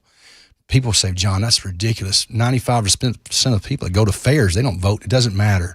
Our idea was to meet as many people as possible, put work in, put our sleeves up, stop by every store, stop by every stockyard, see every farmer. Wherever we can meet people, we've done that. So the grind is constant. So for the people that you didn't have a chance to meet, for the people who are just learning about you, who is John Henry? Yeah. Well, I am the grassroots candidate in this campaign. There's 3 of us, 2 are professional politicians. I am not. Like I said, I work a full-time job. I've been married to my bride here for 36 years. We have 2 children. One, my son is serving in the United States Air Force. My daughter has 2 children, so I'm actually a granddad times 2, brother. Awesome. So what a that's blessing. awesome. But the main thing is I'm a grassroots candidate. I was born and raised on a farm. I joined the Marine Corps. I served 27 years. I served in Desert Storm, Operation Iraqi Freedom twice, and Operation Enduring Freedom. It gave me a great experience, a depth of leadership, which I think all elections should be about leadership and not about being a professional politician. And we want to be the candidate that people that are listening to you right now want to be. We can't bring up $1 million. But we know how to work and work hard, and we think that's important, not staking special interest money in any way. We've been running a grassroots campaign, so nobody has a grip on us at all. We just believe that hard work pays off, and not bringing special interest money that would waive us and make us go a certain way is key to this actual election. We also believe that everyone listening to you right now, if they were going to run a campaign, it would be about hard work. It would be not about stopping their job and doing nothing but politics. Most people can't do that. Right. This campaign, grassroots campaign, is something about everyone out there. You can run for office and you can win. And that's what we've set out to do, is show anybody that wants to be a politician, if you got the true grit, if you got the leadership, you can win an election. What about your time in the military translates into Congress? What skills have you acquired, you've learned, that you think are kind of like a one-to-one that you can bring with you to Congress? Right. I think the big thing we do is there's 100 members of the House of Representatives that's veterans, and there's 20 of the 100 senators. We believe that same fundamental thought process, the work ethic that we put in the military, it's meritocracy. It's not about this or that. You put out, you perform, you get promoted. So I served from private to sergeant major. Those leadership steps, your audience either has somebody in their family that's military or knows what the military life is. And so for 27 years, we were working hard. We were making sure that when promotion came up, we had all the things that need to be happening, and we've done that. So I think the meritocracy piece is probably the thing that we want to earn everything that we get, and we think that's the same thing in this campaign, and will be when we get up there. coalesce with our veterans up there, find out who we can work with, who has Jesus as their foundation of everything they do, and who do we want to work with up there. And not taking special interest money lets us do that. Lets us go out and find those people. When you're looking at the current Congress, what are some issues that you see that you think need to be fixed? Well, we need to take the scales off our eyes when it comes to food security. People think that, you walk into any grocery store or a Walmart or where it may be, that your food's always going to be there. But we saw in COVID and in our ice storm in Nashville that that's not the case. And so food security is national security. And I don't think Congress even looks at that. I don't think most Americans look at that. So I was blessed after I finished my time in the military to receive my PhD. So we do a lot of research. I received my PhD from Johnson University in Knoxville. And we research a lot, and we see that a lot of people aren't paying attention to our food security, and it's a significant issue for our campaign. And so we want to bring that attention to U.S. Congress, and hey, our food needs to be regionally secured and not nationally with these food chains going out to California and Florida and Pennsylvania. It needs to be local. So what kind of steps could you take to ensure that food security? Well, we want to bring the education piece back. We obviously want to get young people opportunities. I mean, they can be lawyers, they can be dentists, they can be architects, but they can't be farmers, Chris. The one thing this country, this state was founded on is agriculture, and we want to bring that back to the small farm or the mid-sized farm abilities. Young people should have the same opportunities when they come out of high school to be able not just to go into the trades, but also if they want to be on the farm, we want to help find out how we can make that happen. Work with those older farmers now that want to transition out of farming. I mean, it happens all the time. We see farms being cut up because family members don't want to farm. How do we connect the dots with those children or those young people, that do want to farm? How do we do that? How do we make it easier for them to get into farming? Our overhead costs, our input costs are through the roof. We've got to do something about it. We've got to bring those input costs down. The cost of fertilizer, which comes from overseas, whether it be seeds, whether it be equipment. That's how we get our young people into farming. We got to do that. We're talking with John Henry. He is running for Congress in the 6th Congressional District, voting tomorrow, 7 to 7. What are some other issues that are highlights of your campaign? Well, two things we really believe in. We have three things. We talked about farming. We believe industry. The 1994 bill and NAFTA, when it was passed, Chris, it devastated us. Our small communities. And we're from a very small town. Shirt factory was gone. Sock factory was gone. My bride is sitting here beside me. They had a boot factory in Childsdale County. The smallest county in the state had a boot factory. It was enormous. And we need to find out how we can bring more of the industry back. If those small counties want industry, what do we do to reshore those manufacturers back to places in small towns in Tennessee? And I think that's a microcosm across the United States, to be honest with you, Chris. NAFTA has devastated us. It offshored so much. Let's bring that back. Let's find out what we can do. How do you balance that with if you had the factory put in the district, right, with the almost instantaneous pull that you would see for low-skilled labor, the immigrants coming in and taking those jobs? How do you ensure that those jobs stay with Americans? Well, we have to have those policies in place beforehand. Clearly it is. We've got to make sure that the people, and we don't know, a lot of people don't realize who it affected when those manufacturing jobs went overseas. It was the low-skilled worker, Americans. Yep. Well, that hasn't changed in America. So it needs to be like anything else. We need to have the people that were in America, U.S. citizens. People say, well, John, the country was founded on immigrants. No, well, maybe it was founded, but right now America is based on citizens, not immigrants, citizens. And that's what I believe. Those jobs go to citizens first. Just like we talked about before, the H-2B, the people that have accounting degrees, they should go to Americans first, not bring people from overseas to take those well-paying jobs that we see right now in the current I think fighting back and forth about immigration. But we've got to be very clear and very methodical on our policies and what we have passed when we bring those over. It has to go to people that are citizens first and foremost, and then go from there. And you see that across all industries. Sir. It was Microsoft laid off 3,000 to 4,000 people, and then the same year they brought in 3,000 to 4,000 H-1B visa workers. So they're saving some money, but they still got the same amount of employees there. We're talking with John Henry. He's running for Congress in the 6th District. So you mentioned NAFTA, essentially kind of reversing that course. You mentioned food security, and you said you had one more pillar.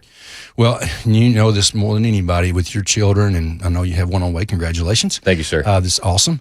Education's our third pillar, and I'll be honest with you, we say it third, but if we don't fix our third pillar, it doesn't matter about industry and it doesn't matter about agriculture. We have to change our education, and people have to know that there's people fighting for that. Now, I know President Trump has Secretary McMahon working to bring education back down to the state level. But, Chris, I believe it should be all the way down to the school board level. Your local school boards know what the areas need better than anyone, better than the state or federal. So how do we put it back all the way down into the school board hands? We elect these school board officials. They should be making decisions. What curriculum are our children learning? Where are our textbooks coming from?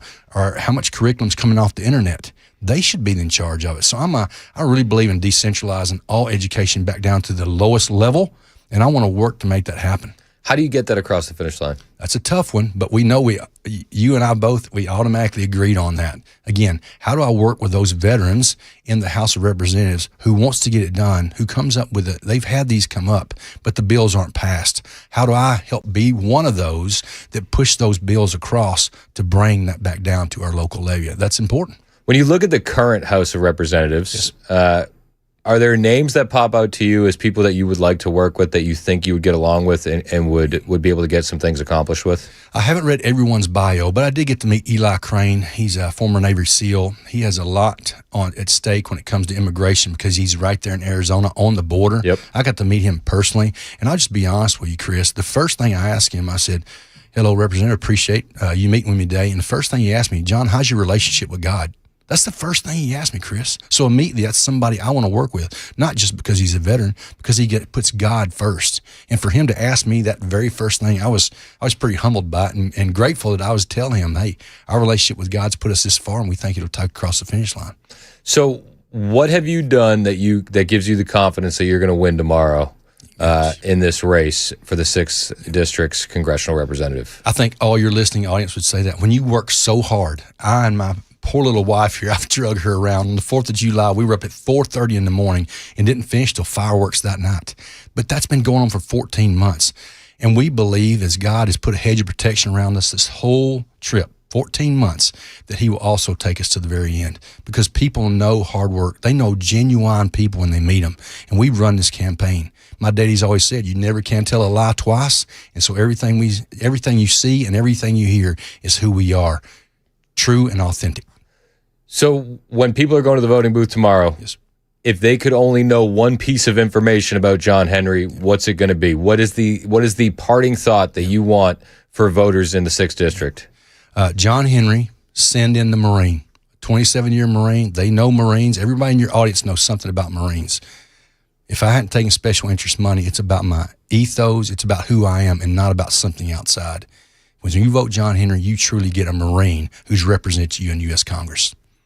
John Henry is running for the 6th Congressional District. It would be Rose's seat. He's going up against Van Hillary and Johnny Garrett. I appreciate you taking the time. What does tomorrow look like for you? Where are you going to be tomorrow? Well, like most people, I'll be at work, right up until lunch. I took a half a day of PTO. So after that, we'll be going from voting station to voting station all across the 6th District until we slide in sideways at 7:30 when we leave our last place and get back to an old shop that we're going to be at in Smith County, Tennessee, to watch the results. All right, John Henry, where can we find you online to learn more? Yes, and I hope everybody will come. Henry for Congress, that's the word for Henry for Congress. Follow us on Facebook. Make sure you grab a hand towel because you'll be tired. All the videos there. I want everyone to go to Facebook and watch our videos, see who we are, especially my bride a couple of years ago. She put out a video that's awesome. You should see it. John Henry, I appreciate you, man. Good luck tomorrow. It's 11:21. This is Super Talk 99.7 WTN.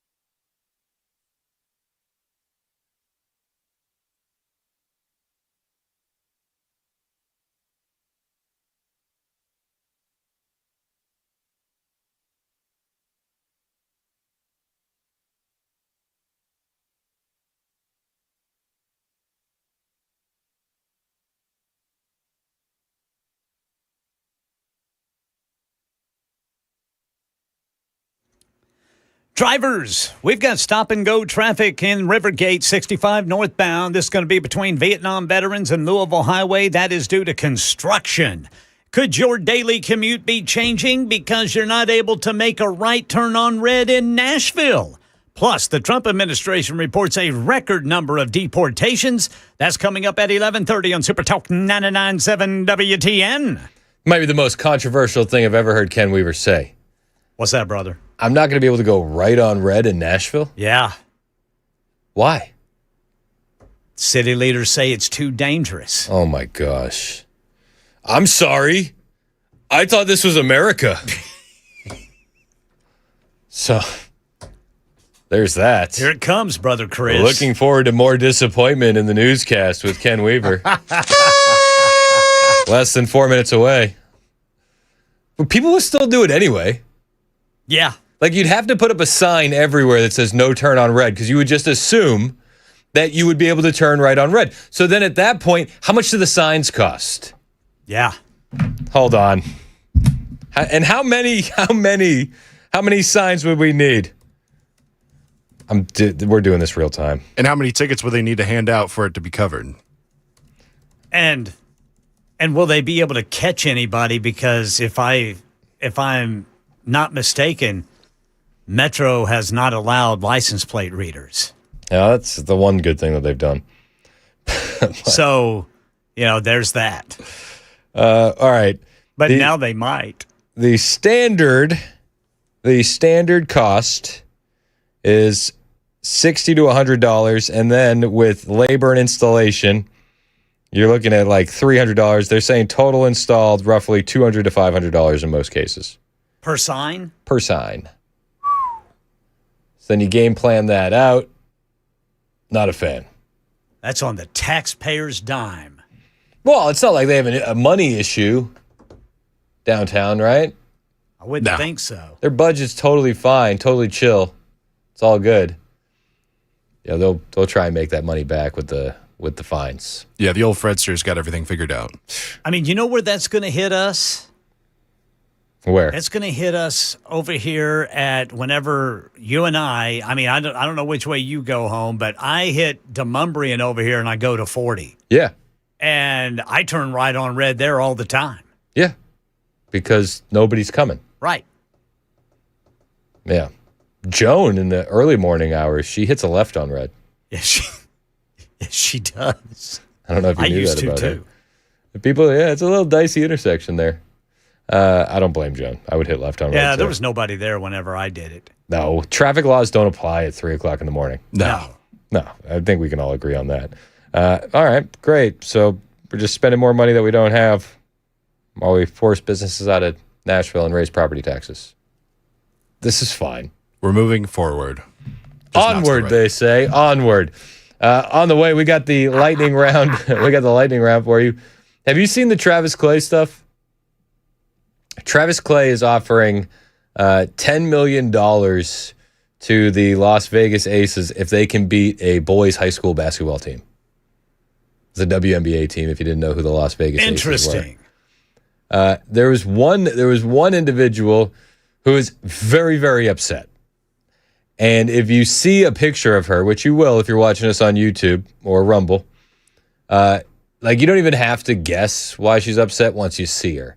It's like, you know how dangerous animals in the wild come with bright colors oftentimes? It's kind of like a warning, With a lot of these liberals, you can get the same effect from the glasses that they choose. And when you look at this woman with the glasses, it's like, I already know your take, lady. I already know. She's got big yellow rimmed glasses. Oh my gosh, it's bad. It's bad.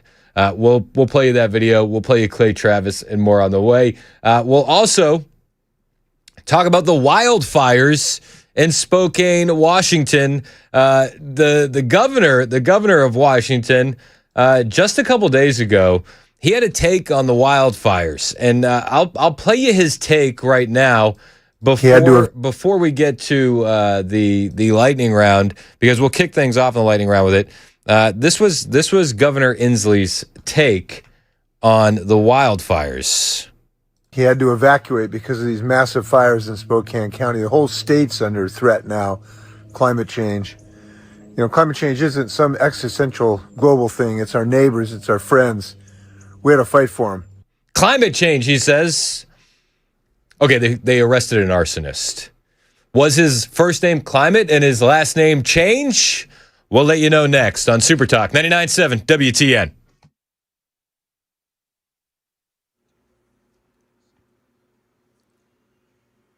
.30 on the dot. I'm Ken Weaver with your top stories. Got the full forecast coming up in 5 minutes.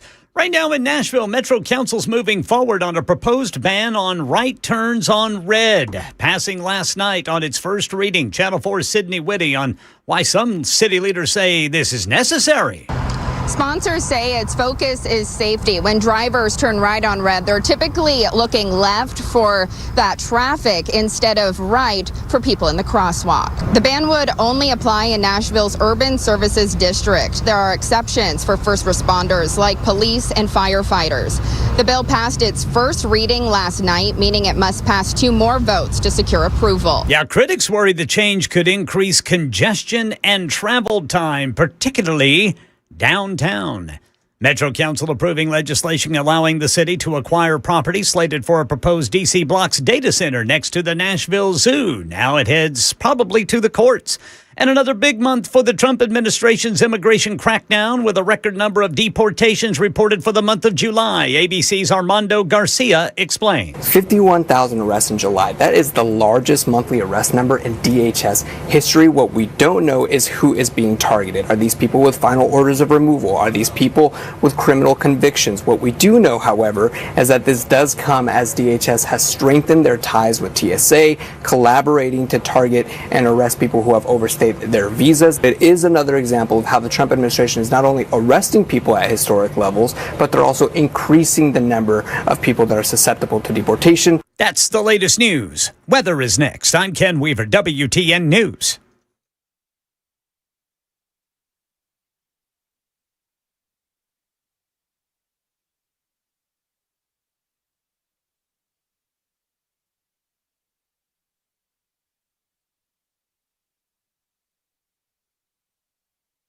Hey, what's up? It's Chris Hand here for my friends at Zero Res Nashville.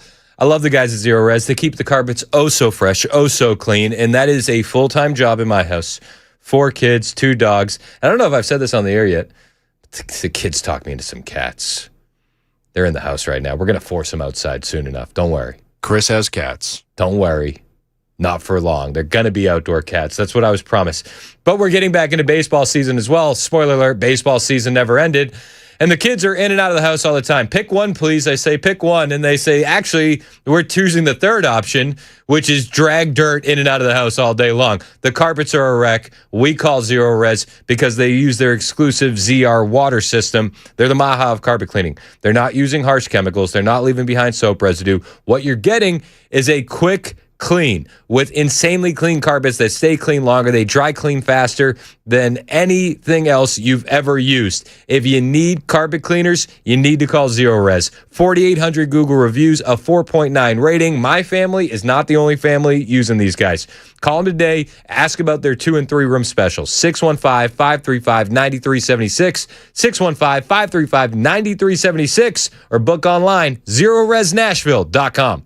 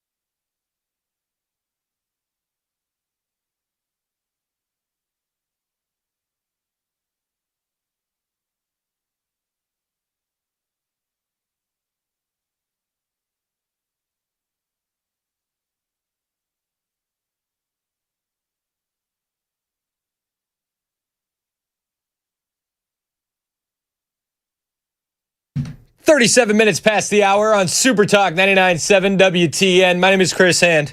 Show's brought to you by Better Water LLC, water filtration systems, water softeners, betterwater.com. Hey, how are you? We got a big party tomorrow night. Hop Springs in the borough. Love doing stuff at Hop Springs because it's just a hop and a skip from the house. And we're going to be out there doing all the election results. Matt Murphy gets there at 3 o'clock. Then myself, Mandis, Benson, the Weaves, we'll all be there too. We're rolling deep.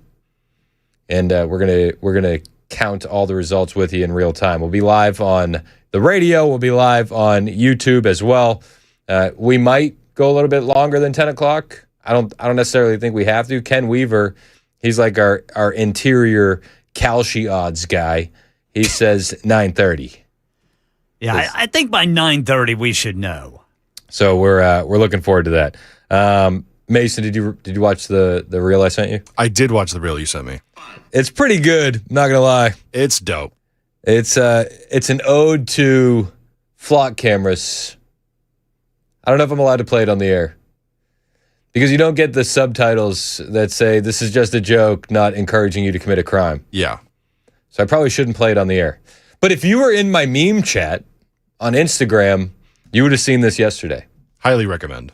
At Chris Hand on Air. Shoot me a DM if you want to get in the meme chat. It's only radical memes. So the majority of the memes that are sent in the meme chat, we cannot ever reference on the air. No. But I'll send them to you. Happy for it. If you got thick skin. The meme chat's been jumping lately. Cannot be offended. You are not allowed to be offended. It's just good fun. Yep. So join us in the meme chat. At Chris Hand on Air. Shoot me a DM. Say, I want in the meme chat. And I'll put you in the meme chat. Only if you think you can handle it. No complaining about the memes. I'd take that deal. It's a good deal.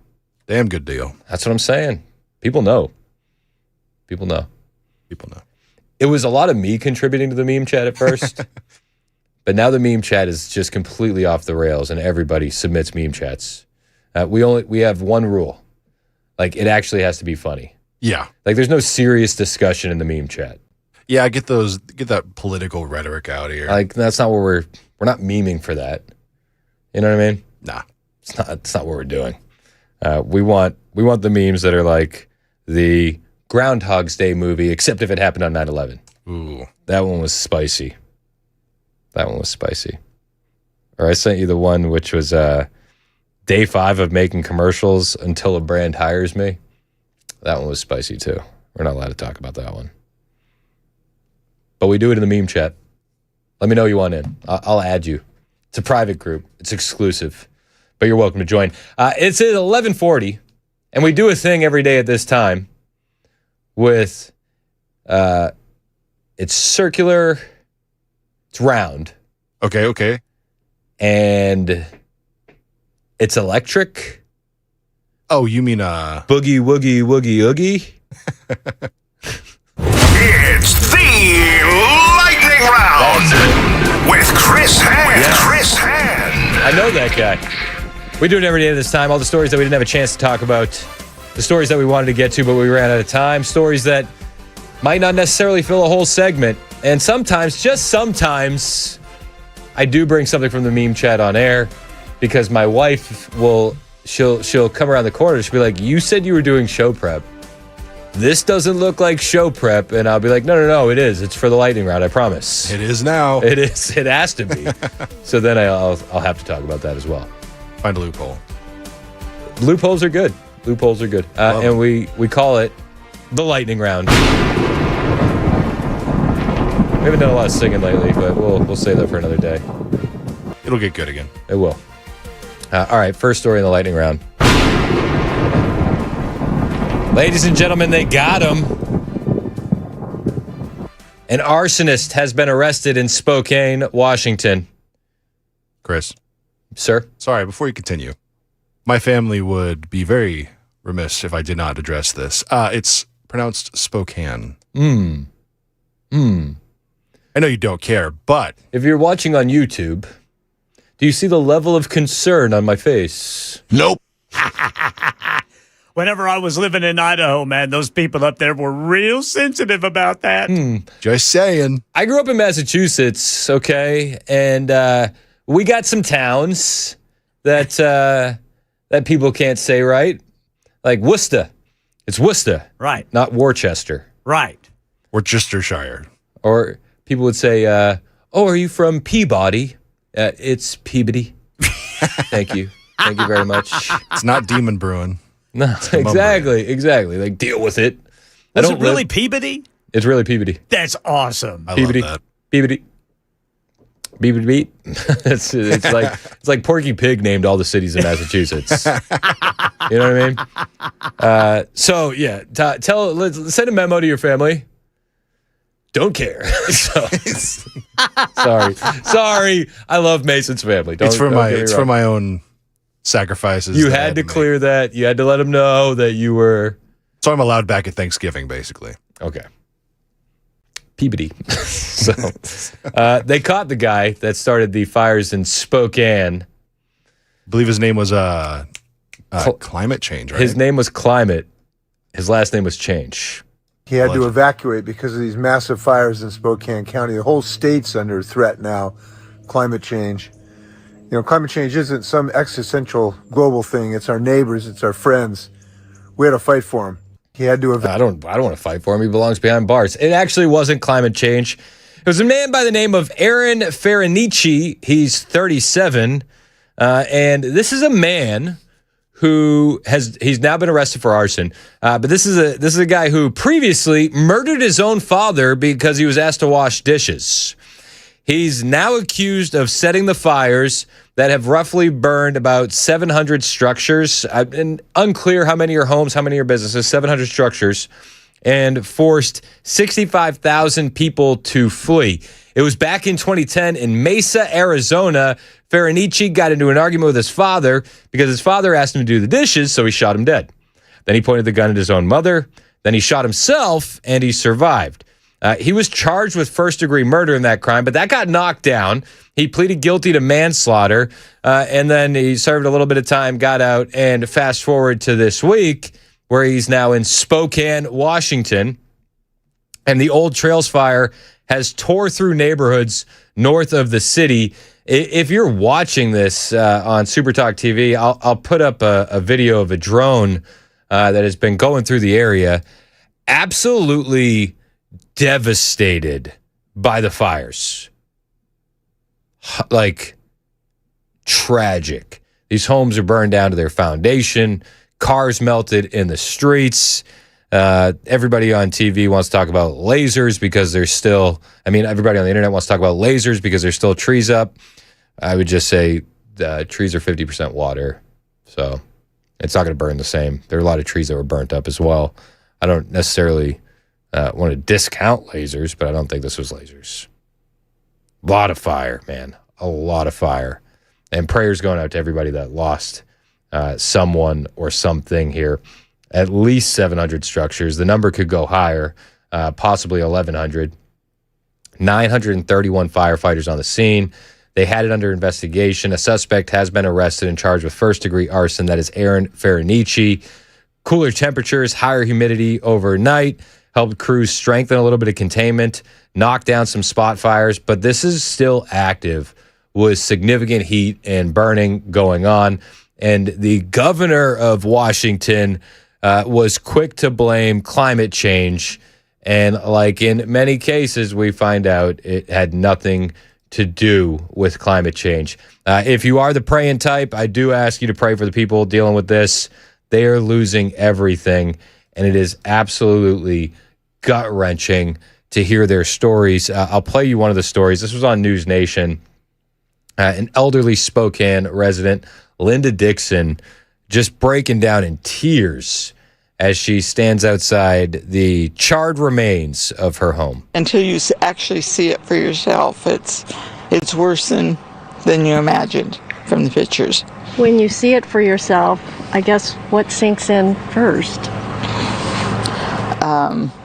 Lifetime of memories, really, yeah, are gone. Or, well, the memories are there, but the existence of what it was is gone. And the pictures are the granddaughters and my kids, that were all hanging throughout the house are gone. Yeah. That sucks. That is heartbreaking. You could lose a lot of things very, very quickly in a fire. And not a plug. I didn't put the story in for a reason to do a commercial, but you should have a fireproof safe to protect some of the stuff that you love. Talk to my guys, Aaron Parker over at Parker Safes and Vaults if you need one. Prayers go out to everybody dealing with loss. There's a lot of people in Washington dealing with loss as a result of these fires. So if you're the praying type, keep them in your prayers. That's first and foremost. Prayers work, man. It helps. Just ask God to surround them with some comfort and, pray for the best. It's a Democrat-run state, though. Lord knows how quickly they'll be able to rebuild. I think they're still rebuilding from the fires in California. So it could be a while. Got another survey here in the lightning round. Bit of a mood changer. Let's we'll get rid of the sad. We'll wipe that off. It's a roller coaster of emotion, and we'll talk about Clay Travis and his challenge to the WNBA. Okay, he has offered to put up $10 million if the Las Vegas Aces can play a high school boys basketball team of his choosing and beat them.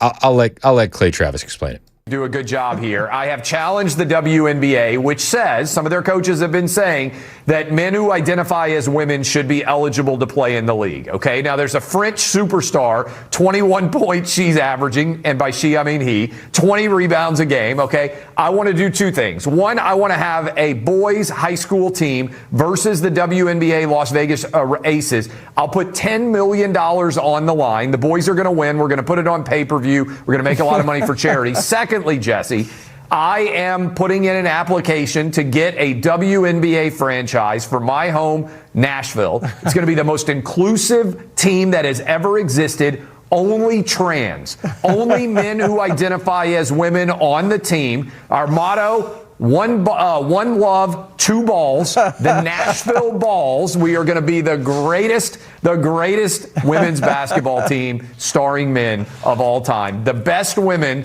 Jesse, are men. The Nashville Balls. Would you go to see the Nashville Balls? Do you think they'll throw dildos on the court of that one too? Probably. Remember when that was a thing? All right. So the original thing was $10 million to the Las Vegas Aces, a WNBA team, if they can beat a high school boys team of Clay Travis's choosing. And yes, it's to protest men playing in women's sports, because we've played the clips over the past couple weeks, and I wonder if they're doing this as a strategy for the earned media, having coaches on the WNBA team say outlandish things like, I don't know the science on this. Because it's all backlash to Sophie Cunningham saying that boys shouldn't be in girls' sports, all that stuff, right? But they're pushing back on it, and I think it's probably a little bit of earned media, but maybe it's working. Clay Travis is getting some earned media out of this. There was a very queer news anchor, Jana Shortall, and she doesn't understand. Or maybe she's pretending to not understand why Clay Travis made this challenge in the first place to protest men in women's sports. He did it to highlight the absurdity that it's an equal playing field. This was her reaction and her take.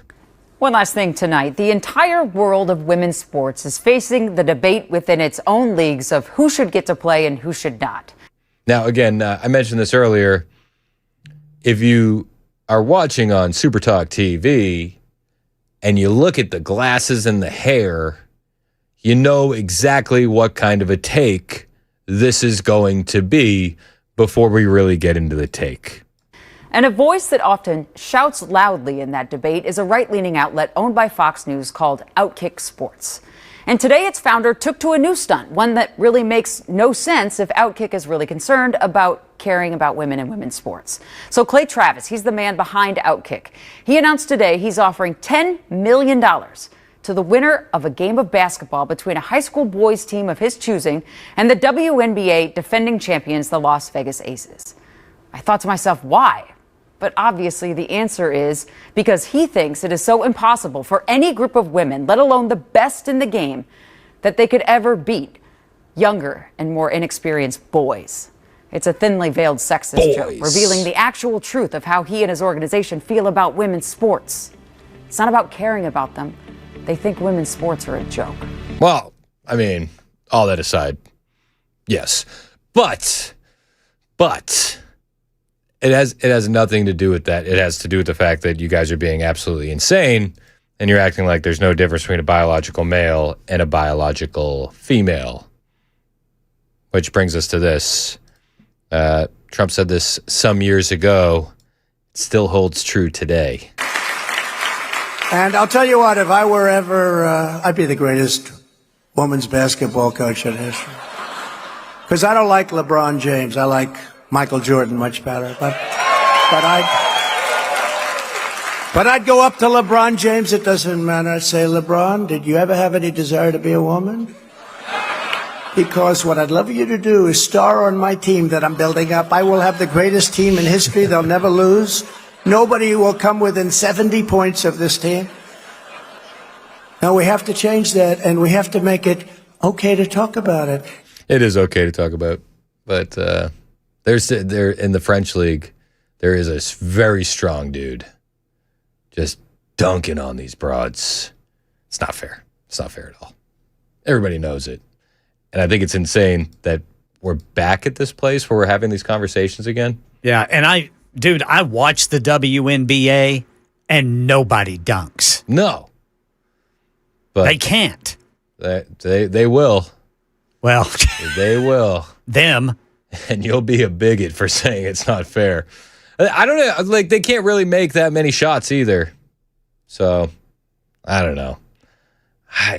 I'm not a fan of any of this stuff. But maybe I'd watch if LeBron James was in a dress. I just think it would be the highest rated game ever. He would score 177 points. He really would. And then he'd be backstage like Wilt Chamberlain with the black and white photo holding it up, right? Remember that? Yeah. And he had the big points, but he'd be in a wig and a dress. It's literally the movie Joanna Man. Do you remember that movie? You could never make that movie today. Joanna Man was about an NBA player who got banned from the league, wanted to keep playing basketball, so he pretended to be a woman and he snuck into the WNBA. That's what they want to do in real time. Like, everything that used to be parody and like a known joke to society, for some reason, that's just real life now. I got time for one more story in the lightning round. And thank you. It's like that storm wasn't even off in the distance. Sorry, we hit Did I run out of time? Yeah, we're out of time. All right. Well, let me just do it real quick. Okay, Rush. President Trump almost got assassinated again. So. Uh-oh. I mean, that's it. that was it. I think Ken's been covered in the news. I know Joan covered it in the news. Yeah. The guy in California at the golf club said he wanted to talk to Secretary of State Marco Rubio. He said he was a State Department employee. Turns out he's just a lunatic. So makes sense. Just another one on the list. Makes sense. 11:56 Super Talk 99.7 WTN.